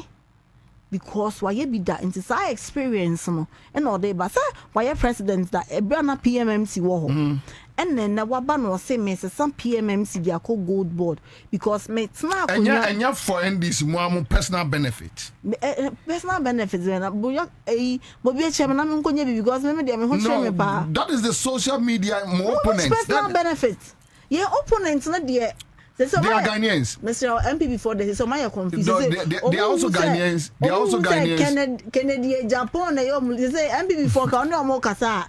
Asem we ka obi say omo mienu a depending on Baomia and Kennedy Japan answer ne kai different. Nti omo dey say they are going through a lot of emotional instability. 2028 erade ya dum Yesu ama yete ase yete nkwam. Ubetumi abetena di sankomo ya wudi ye. Me patch of frame me bra. In fact, 2028 crowd year, now year better. Say good boy, they did 6 months. Yes. Into 2028 crowd now year better. Now you to track it. Now you who the real inflows. 2028 now you to so which means you don't believe in Kofi Bentel argument on good boy. Oh, not Kofi Bentel arguments now. A one corner who say asama kaya no cre. Me Kofi Bentel me no call school ya kwa financial market so ya madam for pa. Or no or say asema okan no ni basis no research bi omo year between 2016 to 20 Mr. Gold Board abene by 2025 agroni bi go hwa na ya doso maybe the indicators who that time no who the same indicators today oni Bobie ne man he mobokra na say omo okoti omo research trika ba ka say Mr. research na o se wa koti na nya sa na ye kan enya kra o oh na baby on so pe Kofi Bentel asem sa me busa say and this is the reason Kofi say yesre ya na ye we yanka ne ho kan enya no credit you can see that there are challenges in the system say abia maybe it is not 100% and all that but untiminka say 80% of gold board gold illegal that is a loose and false statement. It is never true. Gold board does not buy from illegal miners. Final TUC for a fact findings no more fact findings you know TUC etimi find out say NDC Akwatia chairman almost say ye fro bi Robert Lamte ono ya NPP ni galamsey kimpin wo enum papa so ena ono no tricks odi ya adwuma no TUC for ne say ye friend say chairman Bibi miame chairman Bibi miame nua pani Bibi ena ene no sa galamsey no ewo enum papa so me Bobie Ansah me nua pani Rexoma onimiye me de se me no ne free afrum ba akumukura na wo se waso nte kasa ti se obekwa akwa ba enya dia obia be NDC ankasa no kodi uboni a enya dia obia but sesia no ameka say no minua Bibi chairman Bibi me ni any evidence na makase TUC akanti waye yani ntie enkoma yedi enkoma ye nyina ya no dem legend akwaba ya ni akwabra Miss Mafia legend. Where they are saying where they say meka Obama match gan so meka. Oso asiate. Pressure. Asa na o pressure you pressure ketwa. Hwe. Juma ho. Wa kwaje de yanye. Juma ho ankasa ba nyame adonte ye be. It's good. It's good to serve your country. There is nothing honorable than to serve your country. Enipa over 35 million. Na say President Tutuna ni anoka say wo asmesiwe wo nam nim say adwuma we wo betumi aye de asom man na say ye bold din say be ya say eye monyam hye nti akwan bia so no wo be pese wo be ye de wo hodin betumi bia say de be ya mo man na chichire no wo be bia de wato no nso betumi aye na ama aboa president man na nani swade hunu no abam nti no ye bo adwuma mo bo adwuma Mobile Juma. Bueno, this uncommon this galamsey issue. Oh, officer, how do you feel? I ask him now. When your position feeling no? Now you are now in government. I ask him, but you see, come on, dear. Ni can say. Who say? Ne kwai so, bro. Ni beka say systematically no. His Excellency John Dramani Mahama and Honorable Amabua, they are working. A galamsey who some year be Yami from currency. And Dr. Mani Buamanum Ninas, almost quite bibia. Your friend is say, dear, a buy. It's any brism, but yeah. You say achane muye but un say adwuma e koso se metia na metie a friend say lawyer Beatrice ayampa adwuma e koso a che say minim say bosome be nkromu ni adwuma ene hyehyeye a His Excellency John Dramani Mahama any the minister in charge of that sector no are we going to win this fight? Definitely we don't have a choice but to win it. You see, because I hear people saying that him for shishim and a politician shishim and a software shishim. So where do we go from here? Yeah. Legend. Edua bia ebepra ifrinity. Me pese me ye analysis kakra bi kiro na wo hu de ntia. Na se galamsey start wo Ghana nyene. Kwabra. Ache. But for the first time in the history of Ghana, this is the time I who say from 2017 to 2024, and also galamsey aginsem to the extent to say, ebinuma shada akoyi yimrebie free to give people the chance to even enter our forest reserves. Say ensuo kura na the chamfa akosua na the to gold. This time nkwa na sa niema BSc. Kwama epese ohun bibi keto abi. Tell me. From 2017, 2017 Akufa Abdul. Yes. 2017, Omu issue 5 permits. Omu issue 5 permits, mining licenses. 2018, Omu issue 16 licenses. 2019, 84 licenses. 2020, 780 licenses. 2021, 43. 2022, 185 licenses. 2023, 240 licenses. 2024, 150. Now there you say. Even January, Omalusu about a friend say December no.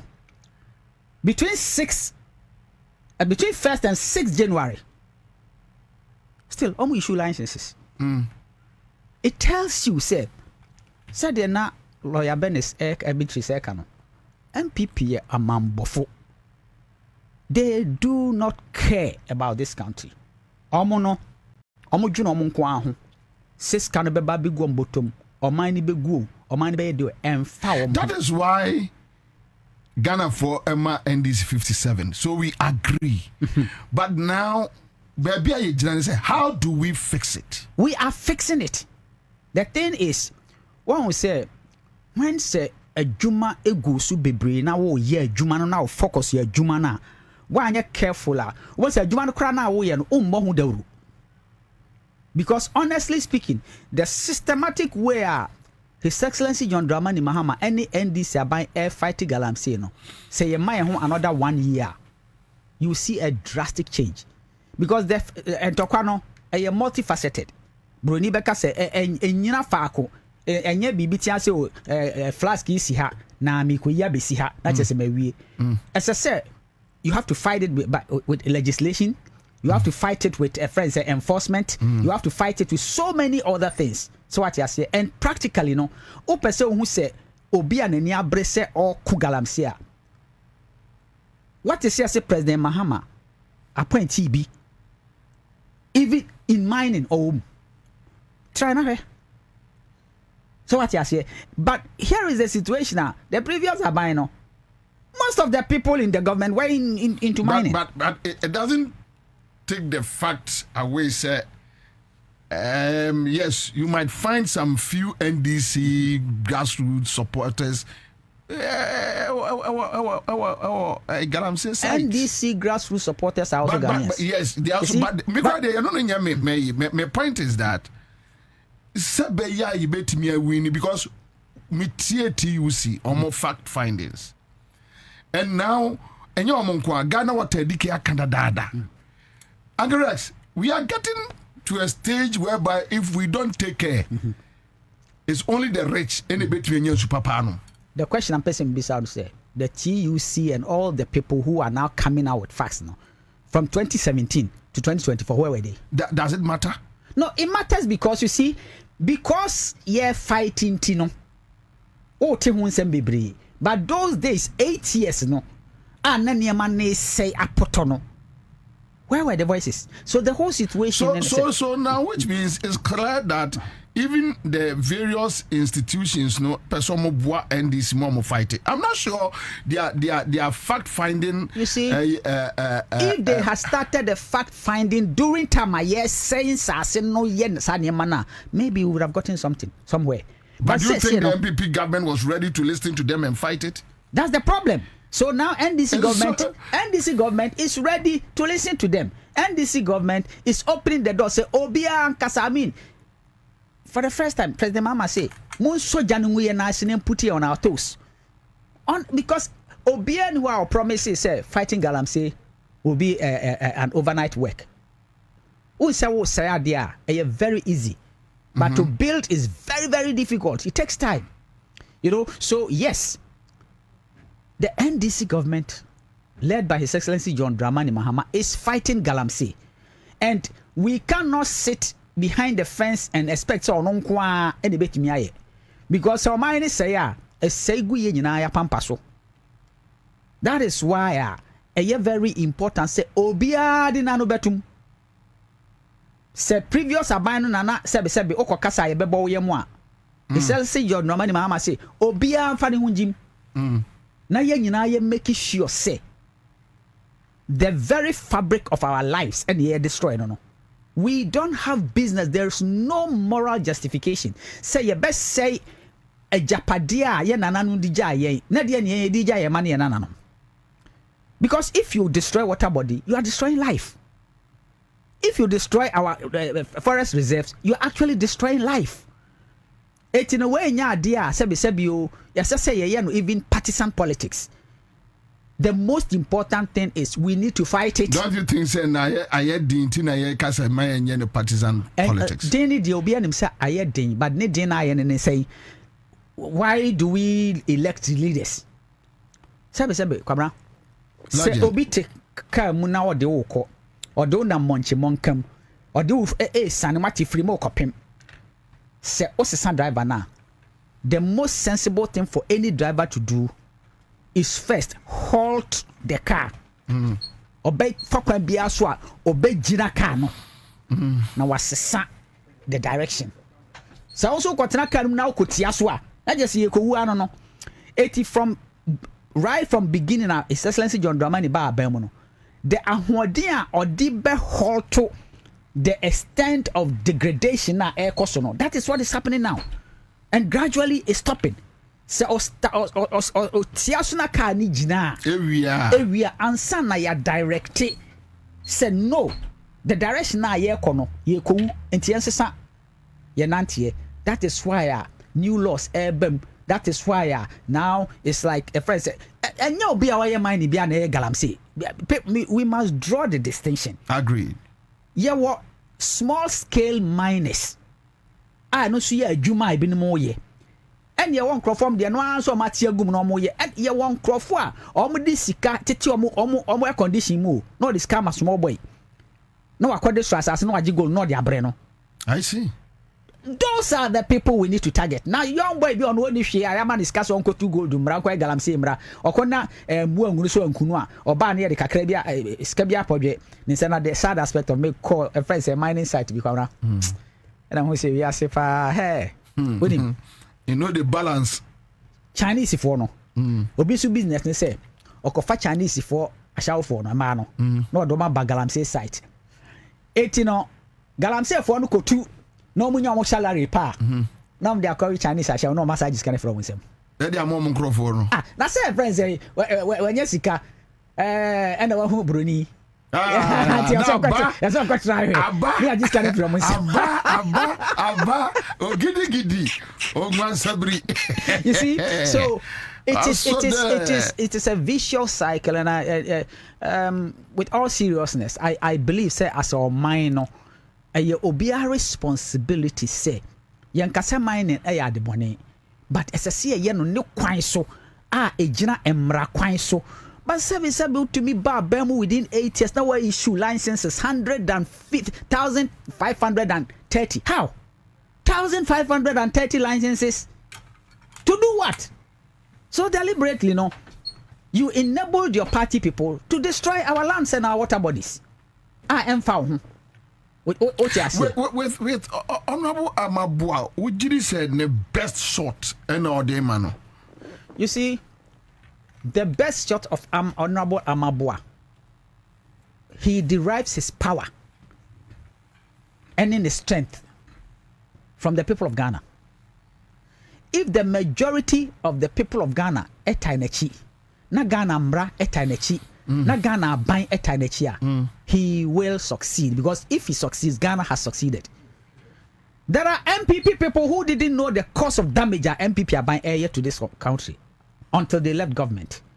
It's Honorable Amabua no ohia wo support. Ebi na wo yen. Ohia me support. Ohia Ghana ni bia support. He is just one person like me and you. If we don't give him the support, be it legislation, be it encouragement and whatever, ono kwa ho tumi nye nti asase nyina ye tai nachi emra bia asase ye hye bia na tai nachi. We need to do that. Our security services, our media houses, all CSOs, all churches, asase nyina dia ho jim because my Ghana nsuo say ne ye sebe ye forest reserves say o my no ne ye born form no ye gu o my no to the extent say for Ghana Water Company to come and say look baby any duru any ayenyan ABC da o ayenyan. So we need to put all seriousness and make sure say this thing is kept. It's very important. It's very important. But my main busa now information office so na rounding up. So Black Star experience. Do you guys have any plan to use Black Star experience to fight Galamsey? You see, Black Star experience, you know, your Jumani say, yan ton Ghana through culture, arts, and tourism. Now, sebi, what's the tourism mara Ghana? Now, once you na adani ateche, edi no menum. What's the tourism mara Ghana? In fact, say, the drone trap Galamsey sites now who the degradation. So we a tourist crowd, just say you cringe. You know. I said, yeah. So, one of the major, in fact, it is a tourist industry and they suffer more. River bodies here say no. Other countries, you know what they sell? Their river bodies and their beaches. The river bodies. At the other time I was in Norway. It's money. I was in Norway now. The way what to me say, almost you know. Rivers no obeka say yahye da anwene ewira e de agunsuo na no just to protect the water na be ani krogin na fishes ni na mu che say efe hu ase efe kwabra me no tikro se mu nyina se utu kwan na udu river Cobra so to see the river. River bodies, no, they are spiritual beings. Oh yes, of course.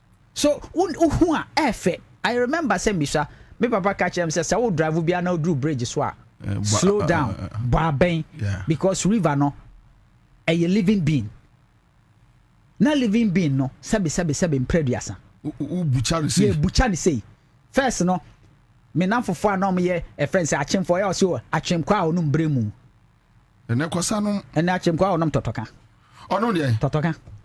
See adan galamsey. What is totoka? Ensu ya say. Achim kwa onum totoka. Because enye bremu na dan totoka.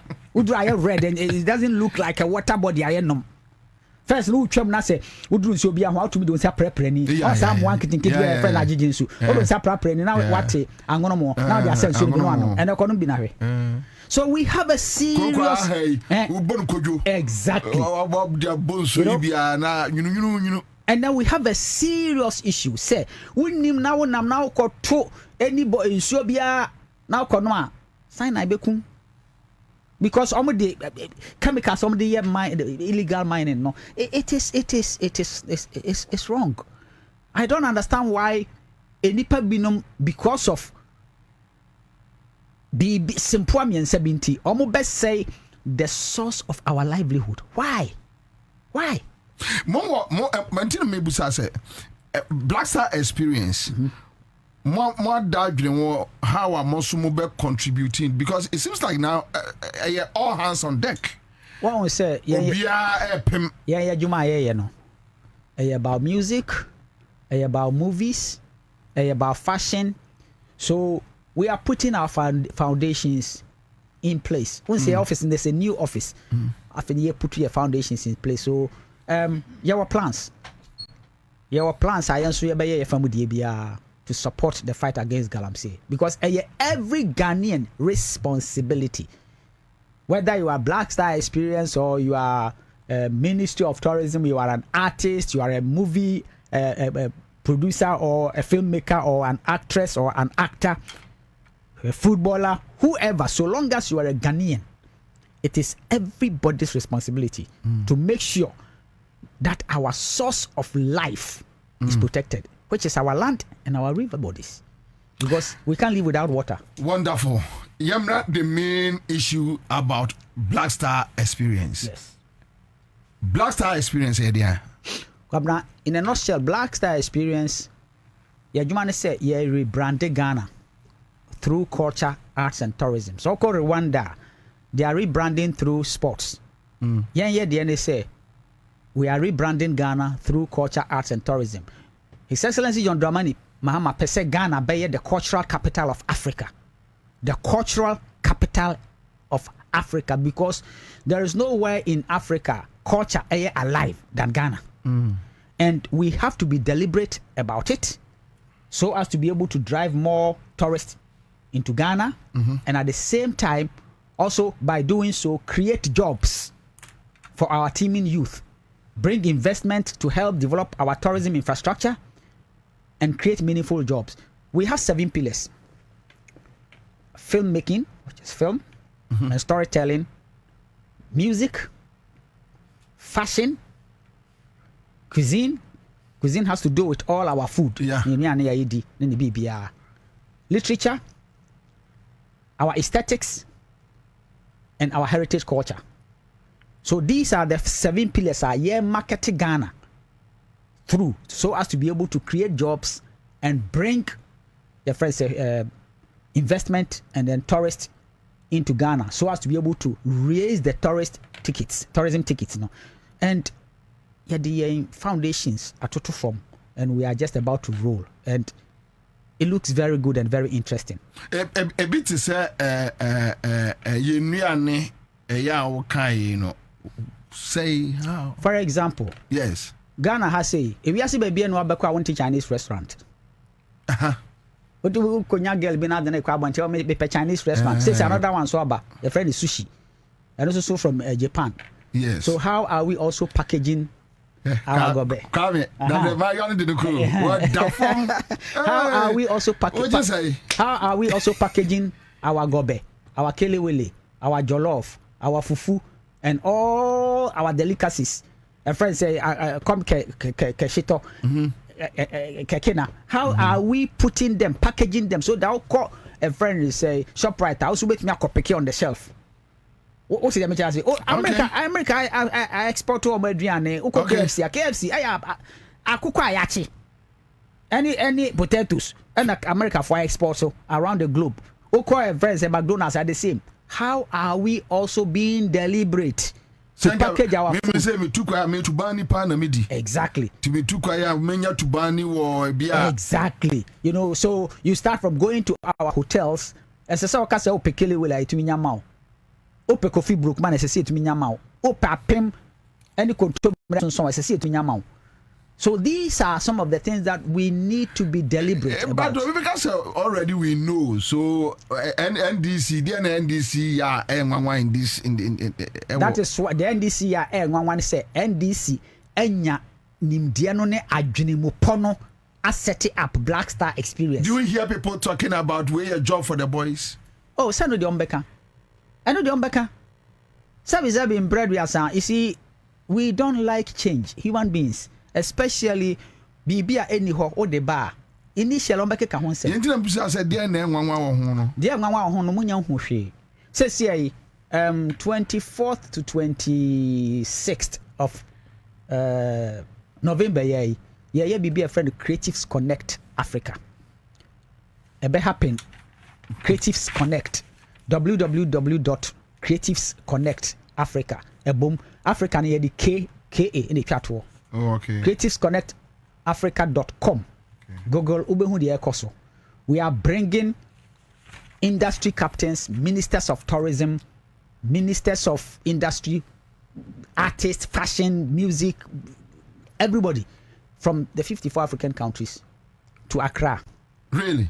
For capital, the friends say capacity building, for masterclass, for so many other things that. And this is a continental level project. We are doing it in collaboration with the Africa Free Trade Center. That is a intercontinental free trade zone, free trade area. After you know money and another collaborator, African Tourism Partners of South Africa. So we launched it a month ago, and we have started the promotion since yesterday, and it's going to be a serious movement. His Excellency John Dramani Mahama will be the keynote speaker. These are the things that we are doing to help. How do we benefit as a country? Exactly. You want to develop your creative economy. You want the world to come and see what Ghana is about. So the only way is to Anchor X. Yeah, to Kruma. Yes. Yeah, Panafest. Rollins Abe Panafest. Kufwa be gateway to Africa. Opana ade chenchenhene. Ade chenchenhene so be a friend said the return no say year of return. Yes. The year of return. Say President Melson so ye BB of that sort. All these things you are talking about cannot be compared to Black Star experience. Yeah, well, let me explain to how? You. All these things that you are talking about, they are events. Year of return. Okay. Year of return was an event. Okay. And the commemorative friends say the abolition of the slave trade. Okay. It's one event. Into the movie, Roman to us almost beyond the return because it was one event. Oh. Black Star experience is 365 days of way of life. Who is the Black Star? Me. Say, Okoye flag. No, you look at the Ghanaian flag. Yeah. The red is the blood of our ancestors. Yeah. Who fought for this land. Yeah. The gold represents our mineral resources. Yeah. The green is our vegetation. Yeah. The black so your way of life. We are His Excellency John Dramani. We have to reimagine and redefine the Ghanaian identity. When he says he's resetting Ghana, he's resetting Ghana in every aspect of our life. Our attitude towards work, our attitude towards national development, our attitude here. Tamonana abrofunu di yeso no. Ghana for form some a friend say concept the Brony Juma the infant to your home. Until we were doing work lackadaisically because a Brony Juma. Yenya independence we did not reorient the Ghanaian. What happened is Brony from the bay Abanya Juma the infant to your home. That is the reason why Abanya Juma bia boss and ye to tuna jejemu on credit jumantem on the first person your weapon. Meanwhile, packetry mu so. What do you compare private worker? Private businesses survives. Government investment and businesses always our problem because of our attitude. Black Star experience is to reimagine and redefine the Ghanaian identity. We are the Black Stars. Nobody will develop this country for us but us. But for economic benefits I didn't think for economic benefit back. And the economic benefit back because if you change your mindset to work, what happens is you improve productivity. You improve productivity. There's so many people are not just go school away. Now I compare Abaya Juma say. So it is our responsibility in working so hard so that we create more self-sustaining jobs for our teeming youth. Look, let me give you a simple example. Yes. Do you know that is in the creative economy, fashion is number one. It creates jobs to millions of Ghanaians. Who talks about it? Nobody talks about it. Okay, now, so tell us with the fashion, through the Black Star experience. Fashion and why they Brian say we are being intentional. Abai say afeyama yenimra hu na omo sebe. You can't talk about fashion without talking to the cotton farmer. Benin, just around the corner. Go and see what they are doing with their cotton farms. So this one is drawing our attention. Say, Ghana war arable land for cotton growing. Let's grow our cotton so that cotton you bet me your friends say yans near to me their tea and toma. Sabi, do you know say tena no more need to me the abia 50 years and sana teteno. What do you know there? Body aduane esi wo no body ya yedie o ni aduane esi wo no e na no mo bro yes omo bro fiber na e wo mu no no de kan su ebre aye na adane colors e na no mo de ye kente eno ni kente papa. So we need to draw our attention, go back and find out say e dia ni ya nyame adom say kente kura no ya benya Ghana IP for it.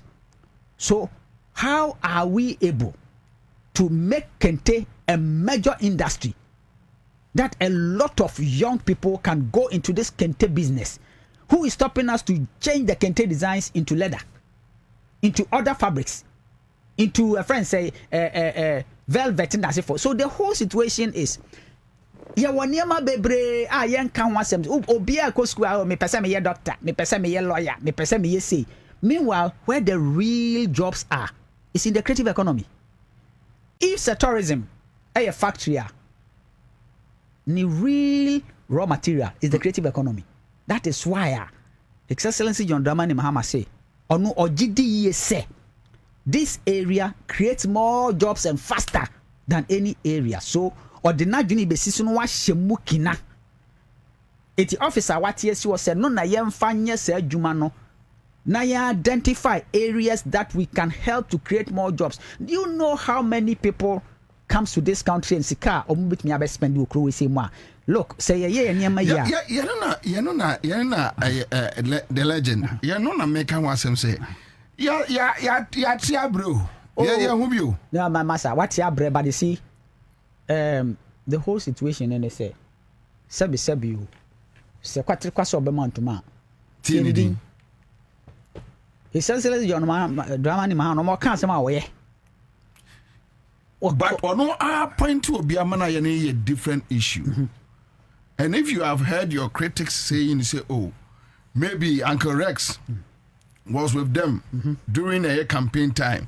It's not like that. Uncle Rex was with them. Maybe Uncle Rex was with them. Not Nyamenkwa. During the manifesto,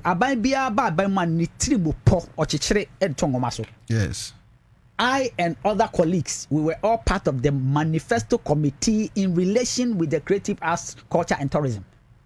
His Excellency John Dramani Mahama war any yakekani nyina bomu no. I was part of it. During campaign, I was appointed to be part of the spokesperson on the creative arts and tourism. His Excellency John Dramani Mahama, the running a friend say the flag bearer and the officers also appointed me to lead the campaign. Yeah, we no see adwuma na me de share on sano bra better na hwese obe coordinate na mitiri pono abam. This is something new. His Excellency John Dramani Mahama, one special thing about him is he thinks outside the box. Ono onye niam say na me beto enti me yen sa pepe. Dabi.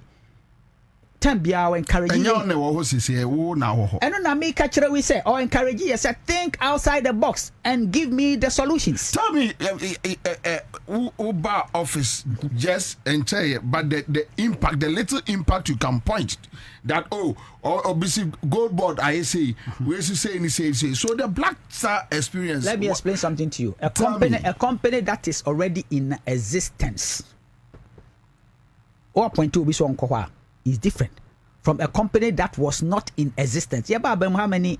I was appointed 26th of February. My company was not in existence. Yes. It took me some months before to establish yourself. To even get our office to operate with, to put a team together, because I needed to do the strategic plan to be able to present to Ghanaians what the Black Star experience actually is. Crawford was saying, it's another friend say year of return. Is this? Everybody had his own agenda, but after we started presenting what the Black Star experience is, people began to realize, it's a different thing. It is a country rebranding office, but we are being specific. We are rebranding through culture, arts, and tourism. And Bobie, I'm telling you, the results we are getting, we are just young, but the results. I'm telling you, sir, the results we are getting is yet to come because the whole situation is everyone say after the a player time so after the betu. Don't forget, our office was created after the budget has even been created. Friends, the budget has been announced. So we are just young, but very very soon. The real impact because a lot of things are happening behind the scenes. Then me will say in B, work hard in silence and let your Lamborghini make the noise. I believe the results of your work will speak for you. Until you say what are the results it's too early for you to ask me for the results. But the results, I'm sitting there and I know what is happening. I'm dealing with some few messages. Now, I'm running the app. Judy Benson says, Uncle Rex, please, we need Indutech back. Okay, is it Indutech or Indutech? Yes, Indutech. I heard of Indutech, but that is not my call. Okay. My work is Black Star Experience, and me and my team, we are bent to make sure Ghana will look good. Richard Busa, what about our Trade Fair Center? The Trade Fair Center, I passed there the last time, and I know construction is going on, and then I pray sikana omodi adwuma no ebesuma adwuma no awie pepepe omo to be a big plus to our industry because there's something that we call MICE, meetings, incentives, conferences and exhibitions. If you to me we Trade Fair site now, trust me, it will be a big boost to the tourism industry. Judy Mensa says Ghana should start issuing e-visas to make travel and tourism easier, following the examples of countries like Vietnam and Cambodia. Do you have such discussions? Yes, Ghana is on point and is on course. The last time we had the meeting with the Minister of Foreign Affairs, he even suggested that December mobile for some of the events may have a visa free. I mean, Ghana. Really? Yes, Ghana is at the forefront. I concluded and I say, "Bibi, our can is akeke." No, he's honorable Okujeta Black on Kanyama Sakeke.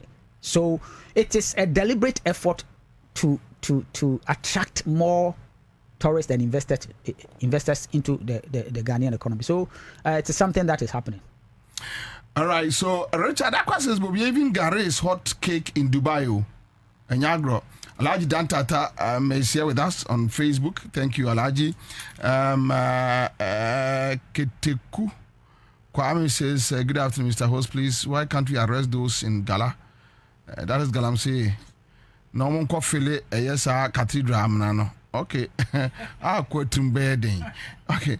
Mami also says, but you look at the questions you're asking. Look at the questions you're asking. Obviously, NPP blood is still running in you.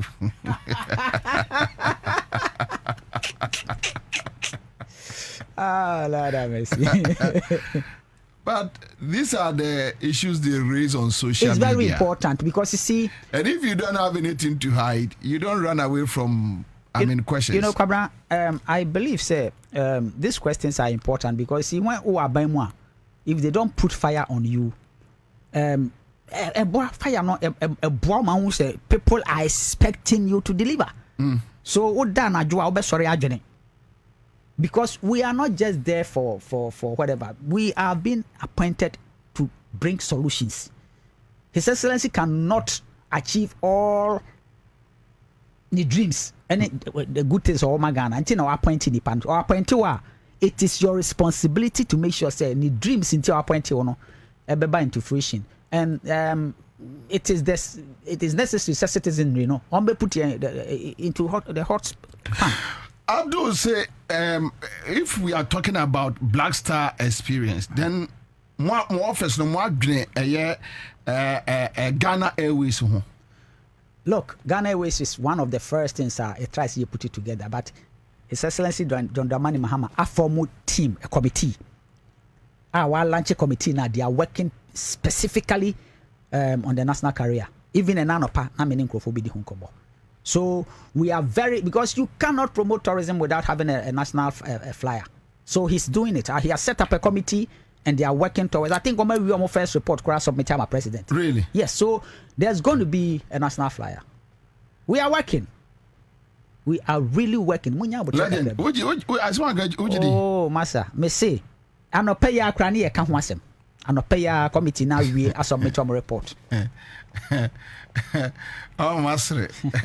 because I'm not far crazy. Me know there are more questions coming about this issue. Say we talk about Black Star experience, but there is nothing nationalistic about whatever we are doing. Oh, a friend so be obeka say bia oboana chese won share that emfa into from say or hwe niema because say be imprediasa. Say you I'd say we want to say eno na make kire we say be o kwabra ya appoint me for no na madwem say o me call radio station to radio station na me explaining what the Black Star experience is.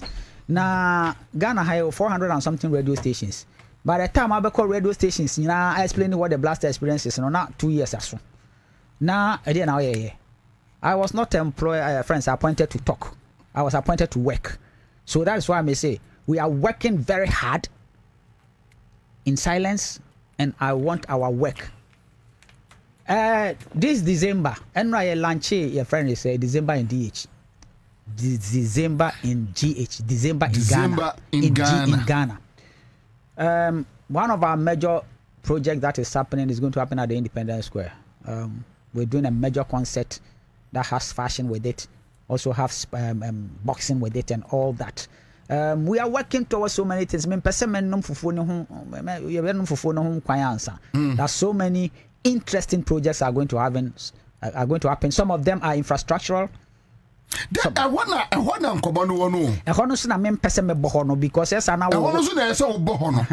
because you see, look, your manifesto no promise and you might be brave. Yes. One of the major promises was to build a second national theater, a theater in Ashanti region, Kumasi. We've gone very far. The designs and everything is ready. We are just hoping that we have the blessing and then we move on with it. There are so many things we are going to launch. Meeting be free by we are going to launch the biggest platform for film distribution, film music and content distribution. That this is the first time a platform is going to guarantee the owner of the film at least 90% of the income. There are so many things that we are working on. Really? We don't want to see NDC for the difference between NDC and NPP. We want the work to speak for itself. When the time comes, we will launch it very live. Everybody will know. Say near AC. Me free meeting I say na me see me ba here. Yes, we've worked on it for the past 3 months. Mako America be 2 or 3 times. We are working. And we want the work to show, not just talk. Talk is cheap. So I prefer to work to make sure that the work speaks for itself. That is what His Excellency. It's not about Rex Umar. It's about the government of His Excellency John Dramani Mahama and the NDC. I am just a small portion of the big, puzzle. So it's not about me. I did not appoint myself. I was appointed by the president to make sure say na dwene mo poniti mo po ebebaso. And that's exactly what I'm doing. And when the time comes, we say His Excellency na tri mo po na oboy na ode me to ano no. A obo me chidom no. This is what he meant. So I'm not interested in now social media now no, I'm not interested in that. I'm interested in the work. When the work comes, obia be hu eni nyina be hu. So this is what he said, this is what we have done. To me picture chakra mempe.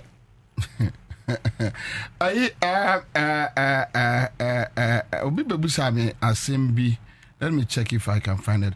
Okay, I'll say Kakra Beatrice. President said there will be a program every month with regards to Black Star experience. How far? Okay, say every month, no, one can say in Accra. That is what people don't understand. Okay. Every month program does not mean every program is going to happen in Accra. We just launched the December GH. We shared programs, over 100 and something programs, and it's happening across Ghana.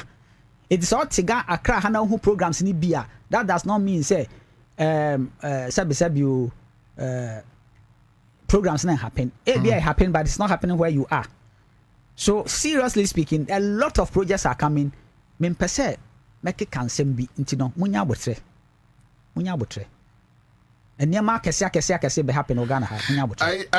Adam say with regards to the distribution platform, the SY government launched something of that sort in their last days. What happened to that? Or you are just copying? What I'm talking about has nothing to do with whatever the XY government launched. What I'm talking about is governance is continuous. No. The thing is, what was launched was music streaming platform.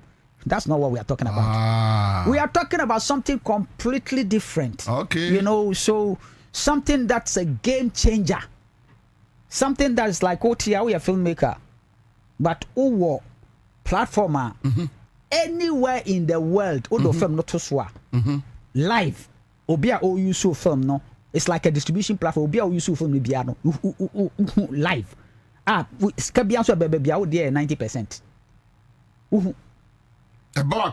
So the whole situation is this platform na ye no. Me pese me kan won bebre because one year careful na e bi no twintwa ya nem. What you say? And it's a global friend say cultural warfare. It's the idea be a wo ye no through technology wo ye no one year careful na e bi no twintwa wa. So I don't want to speak much. I agree. To munya boshe. Agree. And then now the Aja Ghana for. There me Dija Ghana for nyina ne say. His Excellency John Dramani Mahama. Or what? A dog any trimu popapama or my Ghana. Yan so our point here no otu afu da bia. Say we are the only generation I bit me save Ghana. We should sacrifice and work hard to make sure that the next generation will have confidence in this country. And that is exactly what we are doing. All you hear say Ghana phone and Koswanta His Excellency John Dramani and in Abayechi. Na bibia ye bia no sebe yanka se ye chia ma obi anka se ye chia nanso se ye de ye so amoma ya baso na nhye ye nkran ne ntumi nya mo de meka no Ghana achia emuye. There is hope because ohwe nema His Excellency de atoto na kwaso a ye nyina so ye di achia ye de ahodi betumi bia. The entire government machinery, everybody is doing what they are supposed to do. And my whole time kakrebi, you see na set difference. I mean, look at the dollar. I mean, economy no more. Not just 9 months now. What you see, but enyama ebesesa in the next 2-3 years, Ghana will be a different place altogether because we are working. And Rex, Yeah, that's bebree. Say only Eddie Nkomo and Harry. I mean, should be bebree. Kabra my film to remember next time. Why? Mati the legend. Yeah, that's bebree. Live and crowd 1.5 citizen show. Mame pacho I number way na yenene bekasa. I number way na efa ini breme. Okay, so Ghana for afena ye baba bebo adwuma na mewura akwatia akwa ye adwuma bi aba mewura akwatia akwa ye adwuma ketewa bi na masai aba me ba na Ebenezer say we just need accountability, not too much talking. All right, so that one now Abrante bi sende me a message. Me pacho ya trasi benya chairman Bibi, right? So Abrante bi send me a message. Or see a friend Prince Champon. But be a good morning. Or send me anopa. Ewo me messenger mu. And yes, it's here anopa pa. Also be a good morning. I have read your post about Robert Lamte and Akwatia Bibi. Everything about the allegations from the TUC is true. I come from Wenchi, where Robert comes from, and the way Bibi and Wenchi NDC chairman are you, and some elders in the area are doing to the river brim, and now people are complaining. If you say don't get Julius, the chief of staff, do not wake up. It's likely NDC will lose Akwatia constituency in the near future. So these are some of the issues coming from Akwatia, and we are hoping say yebinya. Well, we say yenya your friend is saying Akwaya nan say guy take for the can no. Friend is saying one Bernard Avlem na a call sa during a NPP time call galamsey fact findings no can I shigbe well sir can I shigbe num yeti kroma Ghana fontie mi yi yeti kroma can I shigbe num ebe ka tell say omo call fact findings ewo galamsey hu se na na ye behunu ho reporter yenim ho asem omo je aban sika aban Ministry of Information ene twa sika ede ma womo say even petrol some kaya companies be donate petrol 10,000 30,000 40,000 enu nyina bepemene kana shigbenum eko eyesa fact finding no a ya hunu eho asem bia ewo Ghana ha sei yetia ya hunu ho asem bia TUC omoko eyesei anybody even a week cra at least they have given us a fair idea as to whether a true and I say any true. We are yet to establish whatever, but your conversation no a rich na you be a china ebi na mwaje aban esika mode akọ se mode kwa ye your friend say fact findings report to ama sika ama bibia ama eno anene ya yede etimu ya yede kasei kana sigbe say wakokasa ama standogbe a reply no entinebu afu na standogbe on respond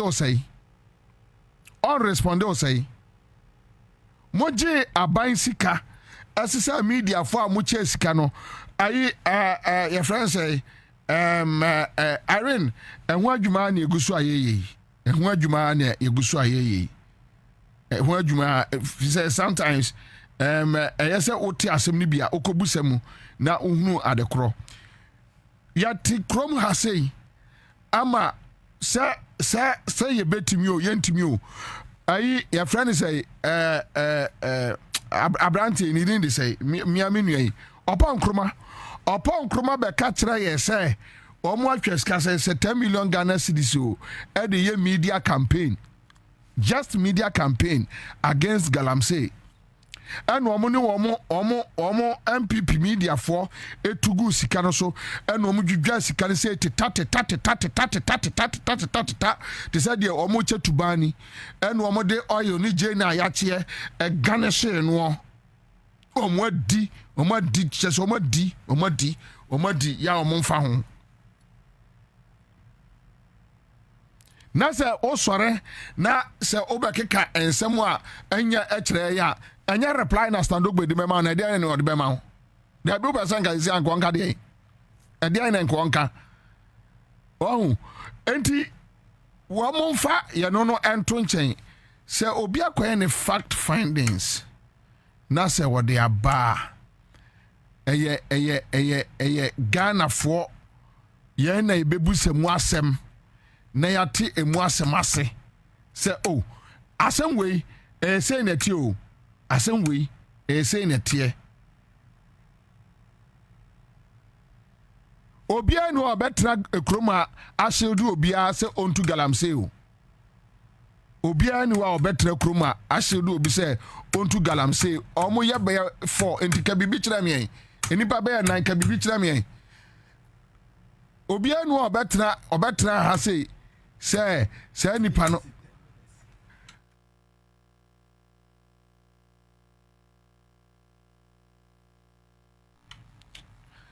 so obviously no enya dia obi abetra say obi hwe obi say onto galamsey na oye me NDC supporter bia ni wa sebe na dwene wo fom a ti say NPP ni a dabio adenti na say obi sori say okodi eye wuntumi achi how say wo do wo man a na so man no eye wo da